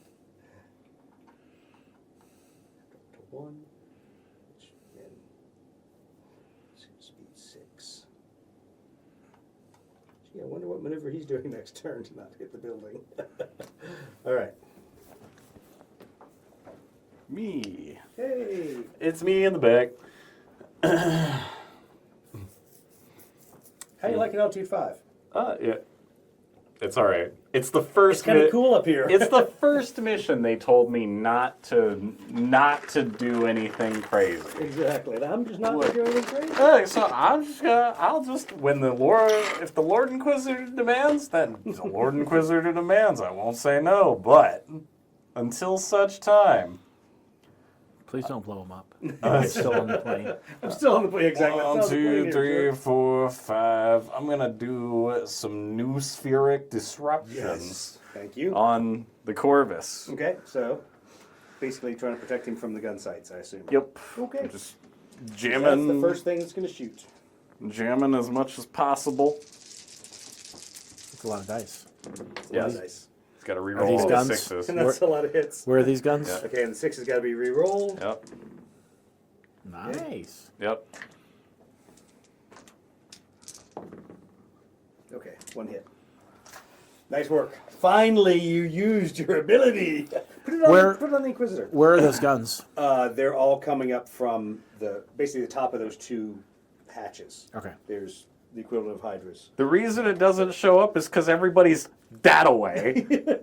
What am I gonna do? What am I going to do at this point? I only go speed 5, and All right. he's on the 2, ground, 3, 4, 5, and 6. Pink is everywhere else. I can trace line of sight just along the edge of that frickin' building. To that guy, he's 1 level below, but happens to be in medium range. So, 6 dice. Looking for 6s? Looking for 6s. Or is and this? Is this? I'm that- sorry. That's. She is going to invoke Righteous Fury, which I think gives her a bonus to shoot. Righteous Fury, Righteous Fury, Righteous Fury. I don't like. I wish I knew what her abilities did. Wish Too I'd many actually words. read this. Too many words. Yeah, what is that? I just get the bigger number. +1 to hit on the rolls. So 5s and 6s hit on this. Because I got 2 hits. Okay. And then I'll roll the twin las cannon dice, 5s and 6s. Well, okay. All right, so I got 2 las cannon hits and 2 quad auto cannons. So 4 ups. And then 2s and 6s. The real star of the show. Yeah. Okay. There we go. 2 points. Poof. Goodbye. So 1 Barracuda for Gyro. All right. Barracudas are both behind terrain. The Inquisitor can return fire on the sights. So let's go with the twin assault cannons. Okay, that was not so useful. And Storm Strike. 3s and 6s. Okay, double damage, so 1 sight's out. All right. Sight. Inquisitor. All right. Even so long could have done that. Maneuvers. All right, you can feel the aircraft slowing, starting to do its transition, even though obviously there's still bad dudes down there on the ground. Very familiar with this particular Yes, activity. you're familiar with this routine. The landing in a hot landing zone. You're gonna be a professional hot drop. More, Yes. more. Only I'm Yeah, no usually big deal. usually it's the Kazurkans jumping out of the back of the plane instead of In this me. case, it's you jumping out of the back of this thing. Like at this point, you're one of the pilots, one of the professional pilots on squad who knows how to do a J hook and a Black Hawk. Exactly. You just be like, This is easy. it's like I'm just gonna do a quick barrel roll through these trees. Don't worry about it, guys. Don't mind me. What do you mean the helicopter's doing a barrel roll at tree height? What's their speed? 7. That's what you Should have be it. 6. You Should be you have it marked for that. I didn't say That's me. anything. Should be 6. 7. I didn't say anything. I was like, oh, No, she's got some fancy No, rocket I booster. moved her 6. She's got If I some could have done fancy. 7, that would have been great. She's got some fancy. You went 7. Like I counted you. Six. I counted you. 6. Whatever. You'll check the replay. I did 6. Your 6 was right here. Okay. I was supposed to do 6. I was not supposed to do 7. I was like, oh, she's got fancy rocket boosters. Oh, It's narrative. And unlike Solon's, hers work. Yeah, exactly. Those things work. All right. Lorraine actually knows how to attach things to her plane. All right. Roll for the Or Lenora. Inquisitor. 3. Can I trade Solon for Lenore? Yes, you can, actually. Or maybe I start collecting off each odd move. well, you gotta find What was who's yours, Connor? 14. You gotta find who's disgruntled with their current position and willing to Well, join and you. you're assuming that Lenora Gamma is actually good, other than just grumpy. So far, all she's identified is that she can be a royal pain in the. Have Tail any parts exploded off of the Barracuda? Okay, no. So I say that nothing has fallen off the pterodon. It hasn't just randomly The pterodon. blown. It just blew. No, her air brakes didn't just blow. They actually worked when she activated. But apparently she did 7 somehow. I feel bad because I got a Barracuda kill for that, but whatever. I'm gonna take it. You're the I'm gonna one take it at this killing point. you. Yeah, exactly. I'm killing me and giving. I mean, there are no players here giving, to giving get the points kills. to So. an NPC. All right. I'm just still laughing that you're still hanging at altitude 5 following orders for once in your life. All right. They never told me not to go lower. Yeah, exactly. I was still scanning even if I was trying to kill them all. Tal's first. Tal moves first. Can I det cord a Hydrus battery? You could. The answer is always You can try. sure. Sure. You can certainly try. And I'm just waiting for the moment that the Tau have want to come up, pique my interest. Just waiting for Roll for Solon to speed go out there 0 with his and- plasma cutter and ah! Speed 0 does a great rolling land. He's gonna Skids to a stop. run in like a sand person from Star Wars. Solon is very experienced at blowing up Tau technology now. Or is it Tau-infested Imperial technology? Tau-infested Imperial technology. All right. Well, it looked remarkably like this. From this range. Remarkably, from this range. All right, so point defense is next. Then it would be Connor. Hey, all right. That doesn't look like the same tower with the beam of destruction, does it? No, no. Okay, good. It also looks like some big sensorium kind of thing. Okay, we're gonna try to slow down by 1. Okay, I'm just gonna do my simple turn and face. New spheric disruption. Good call. Ooh. All right, let me move these guys. Spooky. So spooky. All right.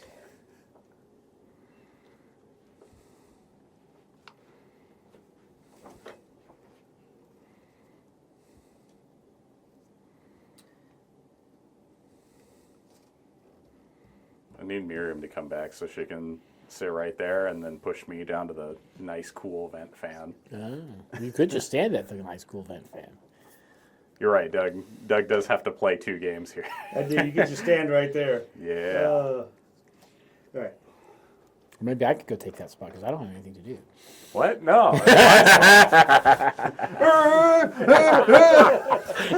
and Solon down here. My cold air. All right. Tau taking their shot. What else was you at? 5. Oh, you didn't come down. No. You're just no fun. I'm just 2, 3, 4, 5, 6. look. The colonel said. The colonel said. Colonel Sanders said. Colonel Sanders Chicken said to stay up there and be a decoy. Nothing. I am currently, doing my due diligence. All right. We need to get you some bombs. Tau does whole lot of nothing. I would love Inquisitor. nothing more than to Assault have, cannons.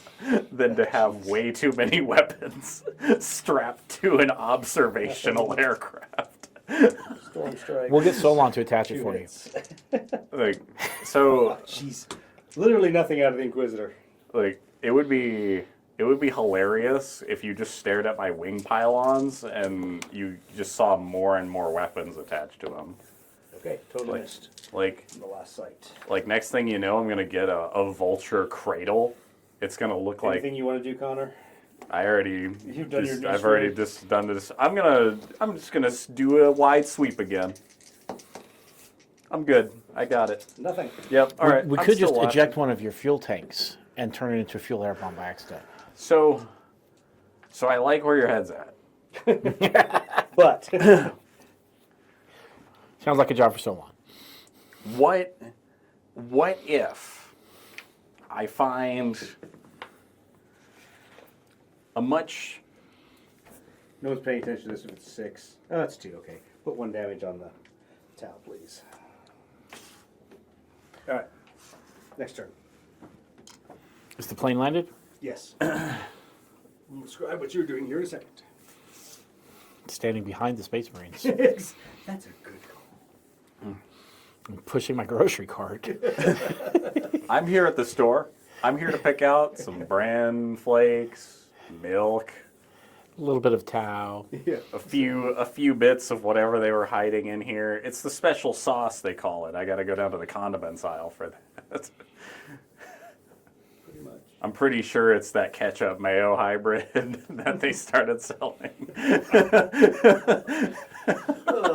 I'll settle for the smoked kippers.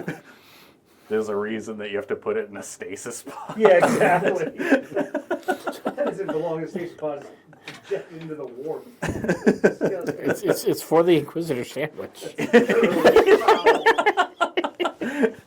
Like, only the scariest of Xenotech would ever come up with that. Yeah, exactly. You're like, there's no way. Oh. Yeah, okay.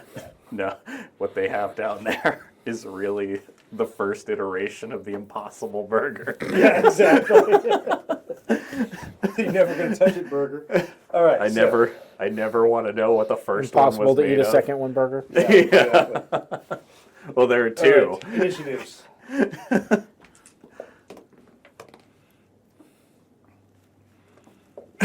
There are two. There's 2 stasis cages.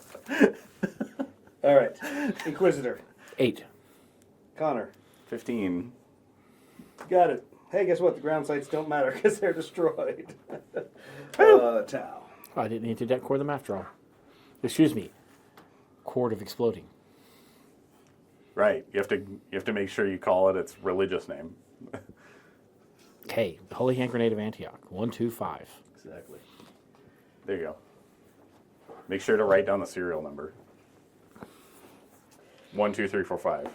All right, Inquisition. All right, so you guys land. That sounds like Ramps go down. the code on my Obviously, luggage. The Inquisitor is not in a whole lot of a hurry to go down. The Marines come pouring off the 2 ramps. Obviously, the guys with assault jump packs kind of pouring off more than the Terminators that kind of slowly, ponderously lumber down the ramps. With the sites that are up on top of the platforms there silenced, once again by the attack of the other Pterodon, the strafing run there, there's no ground fire or any. It's eerily quiet where you guys are. You push your carts off, and the Inquisitor says, I think we can wait right here. We'll let the Marines take care of the problem for us. So, Like before we even get off the plane? Or yeah, when we're exactly. sitting in- Basically, you push off, and he just stops you right there at the bottom of the ramp.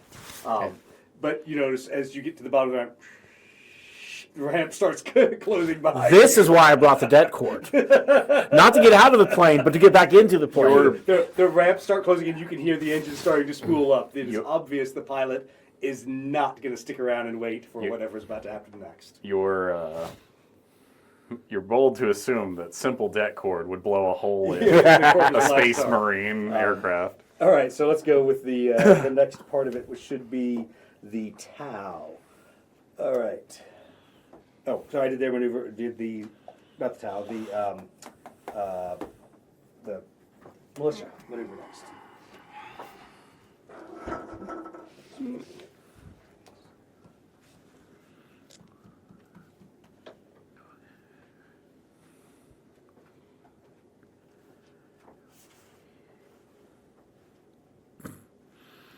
Get out of my way. All right. This is going to be, it's going to be 1, 2, 3,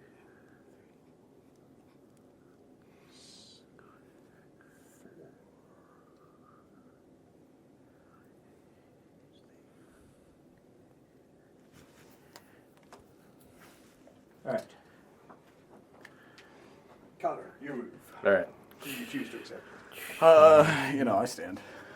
I sit. Throttle back. 1, 2, 3. 1, 2, 3. And Try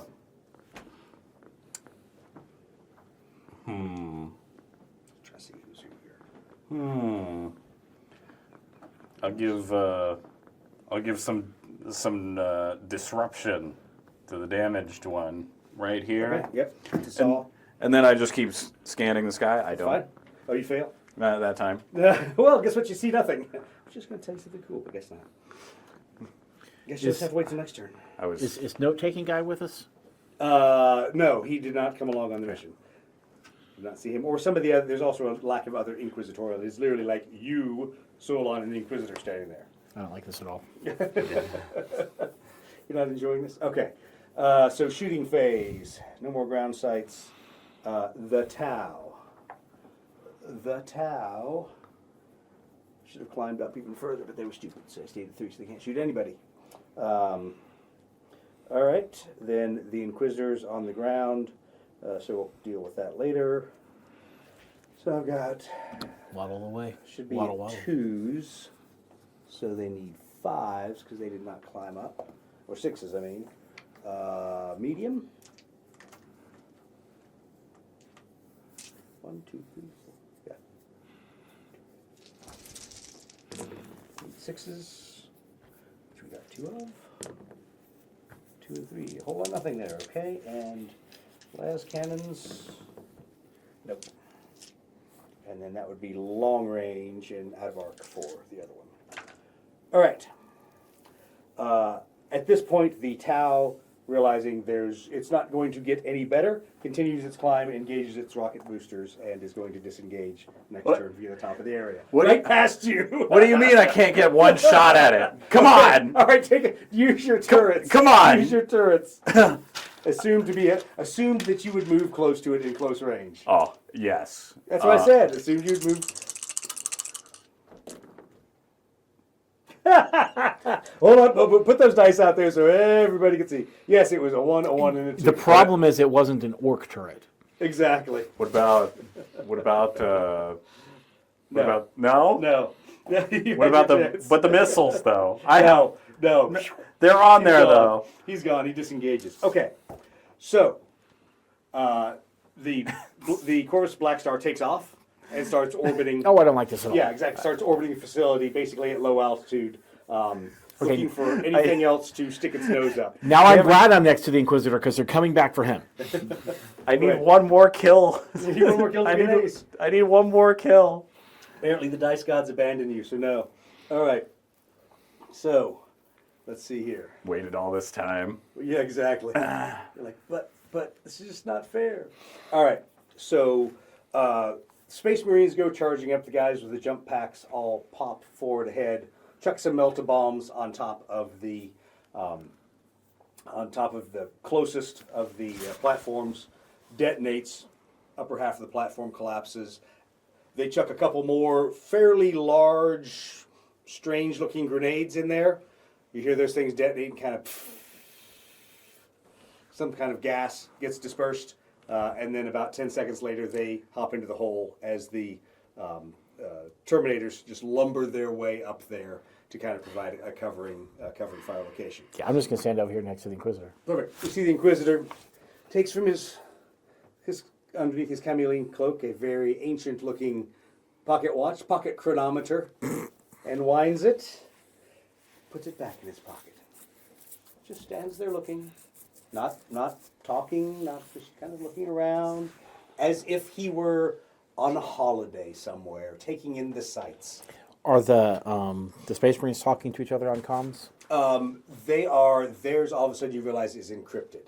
So while you're on the same frequency as it, please roll. Feel free. Yes. Or is this an attempt No. contest? Yeah. Okay. Beyond your skill at this point. So yeah, you can hear transmissions going back and forth. You know that there's stuff going on, but you cannot hear the exact. Okay. And as soon as they went ramps down, they encrypted their comms, and you get none of it. You're not sure that the Inquisitor is getting any of it. You're not sure the Inquisitor really cares at this point. Doesn't appear to. So yes, if he were the smoking kind, he probably would light up a cigarette at this point, and just stand around burning them. Anyway, so shortly thereafter, about 10 seconds more, 30 seconds more, you hear some gunfire, some screams, some things you take to be like screams, but don't sound very human. And then you see the two Terminators drop down into the same hole that the jump pack equipped Marines went through. A minute or so later, some heavier fire from things like assault cannons and storm bolters, and not a whole lot of screams and other things. A couple minutes pass. It's kind of getting uncomfortable as you're standing in what was a hot landing zone. There's still smoke coming up from everything, and a little bit of green gas wafting up out of the container area, or out of the top of the silo. And the Inquisitor looks around and goes, that should be about our cue. Pulls out his chronometer, goes 45, 46, 47, 48, 49. He just continues counting until he gets to 60. He goes, that should be good. Pulls out underneath his chameleon cloak another mask. He goes, you probably want one of these, and hands you respirators. Yeah, okay, we donned them. Yes, even though you are tech adepts, you don't have the kind of breathing apparatus apparently to deal with whatever is in that hole. So as he gestures for you to follow and push the carts along, you come up to the open to where the cratered, blasted in top of the silo is. The Inquisitor walks to the door, pulls a key card out, swipes a key card, door opens. All right, we're headed. Inquisitor opens the door and goes, "Would you like to follow me?" Through his mask, of course. We're heading to the meat aisle. Yes, to the meat aisle, exactly. So you're pushing your meat cart along, your meat shopping cart. All right, so you enter the facility, and obviously there's low lights, blinking lights. It's an industrial facility.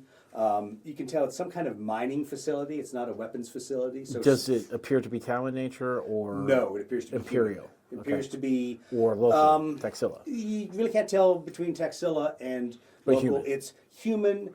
It appears to be, while it's got industrial grade features like large generators and stuff, it appears to be a smuggler type facility. You know, it's something that may not be state run.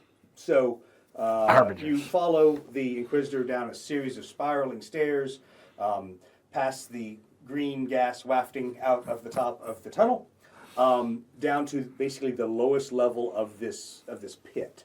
And in that area, you see a series of very bloodied corpses of what looks to be humans, you think, sort of, maybe. Not much of them left. You see another number of humans that you take to be unconscious, you assume, that the Space Marines are kind of dragging over into into line and laying them there. And then roll a fury check. Is this a add It's or just a pass. It's just You know. lower than. no? Okay, so you freeze in terror at what you see next. Roll a roll a technical check. Is this an add or I want to get under? It's underneath, so you should be able to pass it. Yes. Okay, so you recognize a gene stealer. You recognize Oh, my. pure strain gene stealers, and you recognize that they're still breathing gene stealers, but they're apparently unconscious, like the others, This is like not- the humans. So These are not Tau. at least they're not Tau. Yeah, exactly. So as the all of a sudden in your headset, the voice communications become unencrypted, and the Inquisitor and the Space Marines are now talking unencrypted. You hear the voice of the apothecary that says, "Lord Inquisitor, apparently the xenophage worked perfectly. Took a little bit longer on the humans than on the gene stealers, but they are unconscious." And of course, Inquisitor goes, "Excellent, Smithers." No. But as he says that, he then looks at the two of you and goes, "Gentlemen, please choose a sample." There's multiple gene stealers laying there dormant on the floor. A little one. Oh, so you'd like to find the smallest one? So the fact that you're frozen there, you're totally indecisive. The Space Marines look at you and they realize humans, AdMech are not going to walk over and go, "Hey, let me pick up a sleeping gene stealer and chuck it into this stasis cage." He's not a biomagus. Yeah, exactly. No, Archaeotech, baby. He's, The pocket Exactly. watch. I like the pocket pocket watch. watch. The sleeping gene stealers, not so much. What do you mean it's breathing? Yeah, Ew. exactly. so they go over and surprisingly gingerly for Marines in power armor lift up two of the gene stealers and dump them into the cages, the stasis cages Very that you all quickly, open. close the door. That is a very good thing. Now, okay, now roll your just a standard talent check. 15? No, just Oh, yes, pass. So you exactly at and I have one under. okay, you're 100. All right, that's right because your talent is 8 now. Right. Okay. So all of the Very systems talented. on the stasis cage come to life. The machine spirit recognizes that there's a Xenos life form in there and starts doing its stuff.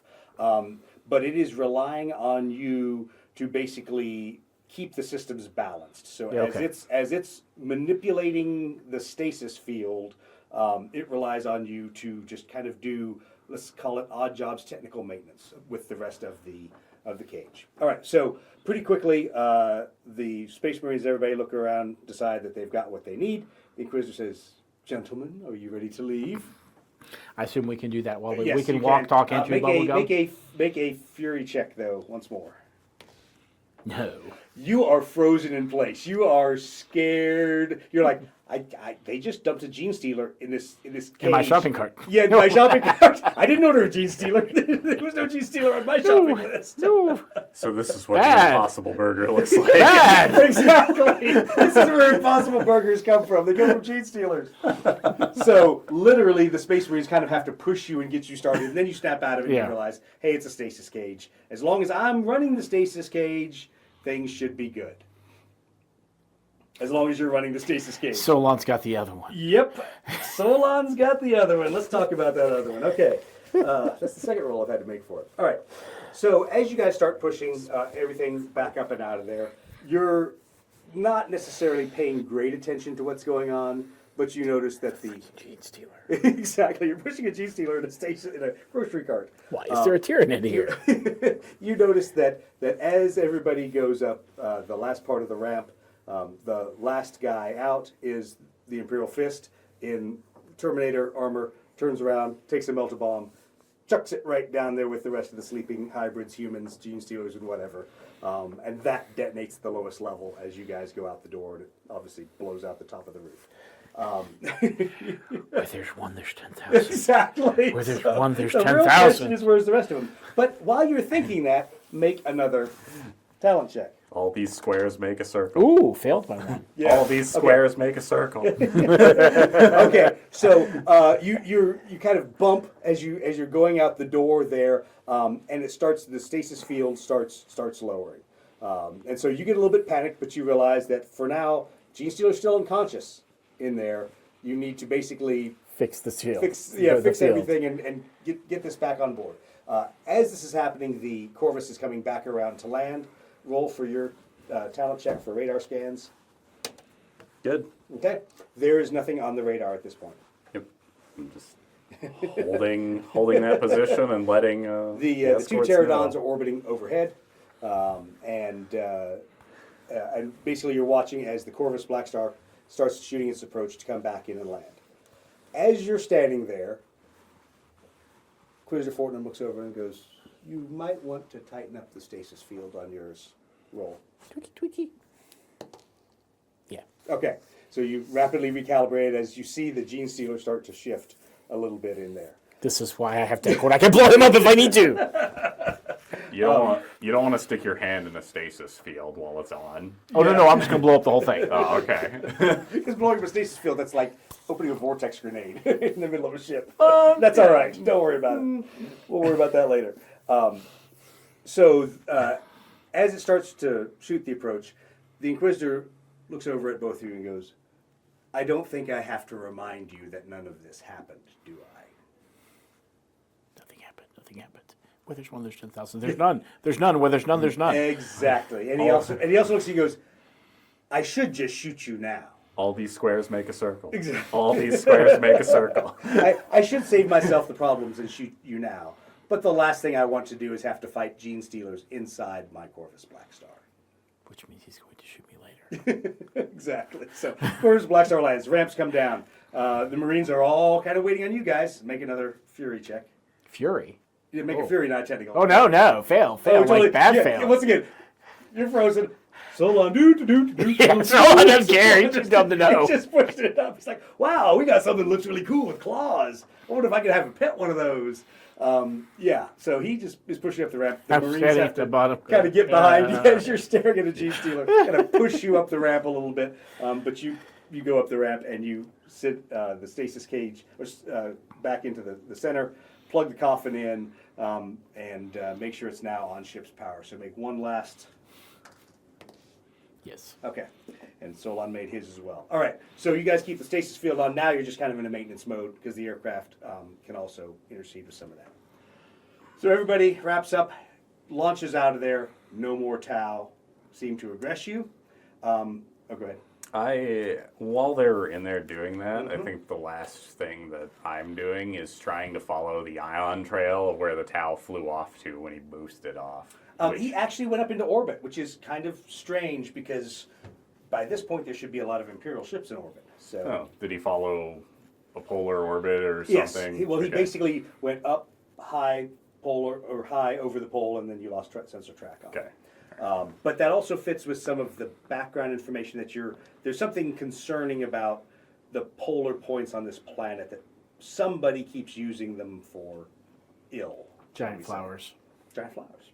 No. Well, one of the things I know you weren't because we discussed it on the way back from Adepticon is all of the planets that had Tau invasions, we will call them tramp freighters for lack of a better better term, appeared over the polar locations and were put in holding up there because none of their IFF, none of their identification codes matched. And so they were refused landing rights, but they went over the poles and then left. Strangely, within a day or so, Tau attacked all those planets. So there's something going on up there. All right, so on the way back, you are jacked into the stasis cage. Do you, at any point, unjack and go back into the aircraft to either talk to the pilot or to look or to ask Can around? I be in both? Not really. Okay. I need longer, You got to make I need a longer cords. temporary choice to Before I unjack, I want to, if I can overcome my fear, download all of the information I can about what's going on inside this stasis thing. there really isn't a whole lot to download about what's inside it. Okay. So, I mean, you basically are trying to download it that, hey, here's a Gene Stealer, hey, here's whatever I'm scanning inside it in the stasis cage. Make a talent check at like -4. Ooh, Boom. still made it. Okay, good. I mean, you basically get some picked captures and some other stuff, but there's not a lot of sensors inside there just other keeping than it the from- field. Okay. All of the computing power of the stasis cage is to ensuring that the field is in place, and the assumption is if the field's in place, then whatever's there is stuck in the stasis bubble. Therefore, it won't wake up. It won't transition in time. It's in stasis. So I think I'm too terrified to disconnect. yeah. Okay, that's fine. Don't disconnect then. All right. On the way back, obviously, the Inquisitor comes over and looks in, kind of pats on the heavy plasteel glass on the top of the coffins. Seems rather pleased that he has now 2 Gene Stealer captives, I guess is the term. Pets, not necessarily pets. I don't know. But 2 samples, we'll call them. That is what he called it. So they have acquired their samples. He does sit down kind of between the two of you, and he seems a little bit more relaxed, less pompous, but still very inquisitorial. Real question, is he less shooty? You still haven't seen a weapon on this guy. So He's surrounded by Space Marines. He doesn't need a weapon. okay, valid point. That one's got an assault cannon. Yeah, exactly. Well, that's a little too shooty for the enclosed. spaces. Sorry, that guy has a chainsaw. Yeah, exactly. Doesn't need to be shooty, it needs to just be stabby, slashy. Okay, so go ahead and make a faith check. Yes. Okay, so as you're sitting there, the Inquisitor realizes that you are definitely uncomfortable with the situation that's going on, and unlike Solon, who's literally fat, dumb, and happy, and is all excited that they've captured something he has no idea what it is, the Inquisitor kind of senses that you're ill at ease, but that you're a faithful servant of the Omnissiah. Yay.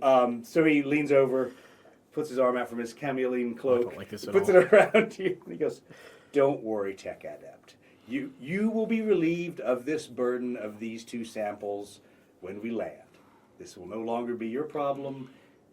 It will be the Inquisition's. Thank you, Lord Inquisitor. I don't know what problem you speak of, but thank you. That is also the right answer.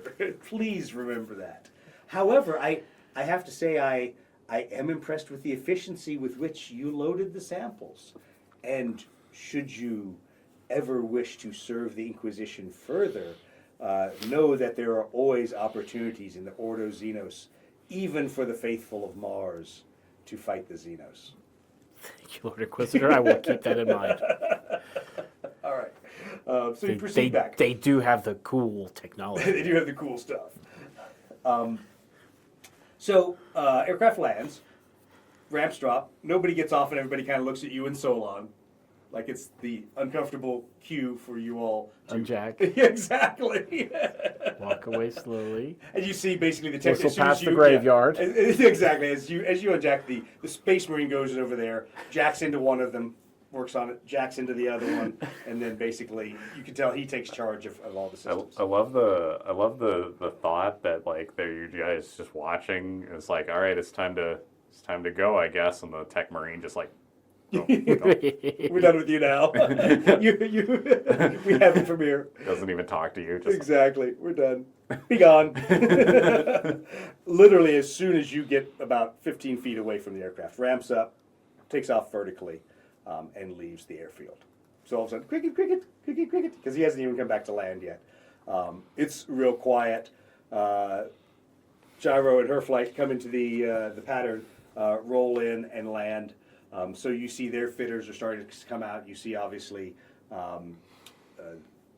the rest of the crews getting ready to recover their aircraft. What are you going to do at this point? Is Ephedemus around? You see him kind of monitoring what's going on. He apparently has taken a greater role working with the Taxila Mechanicum that are maintaining the aircraft. So he's there. Obviously you've got Lenora Gamma is also there. She's able to. She's obviously not talking to you. She's getting ready to land an aircraft or to recover an aircraft.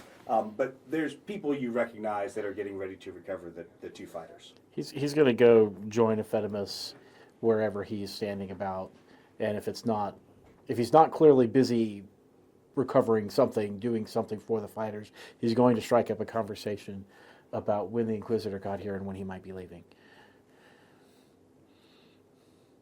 So he's going Does to he look at you know? pretty blankly. He's like, he kind of showed up the other night, and I take it he's gone from the fact that the ship just blasted out of here.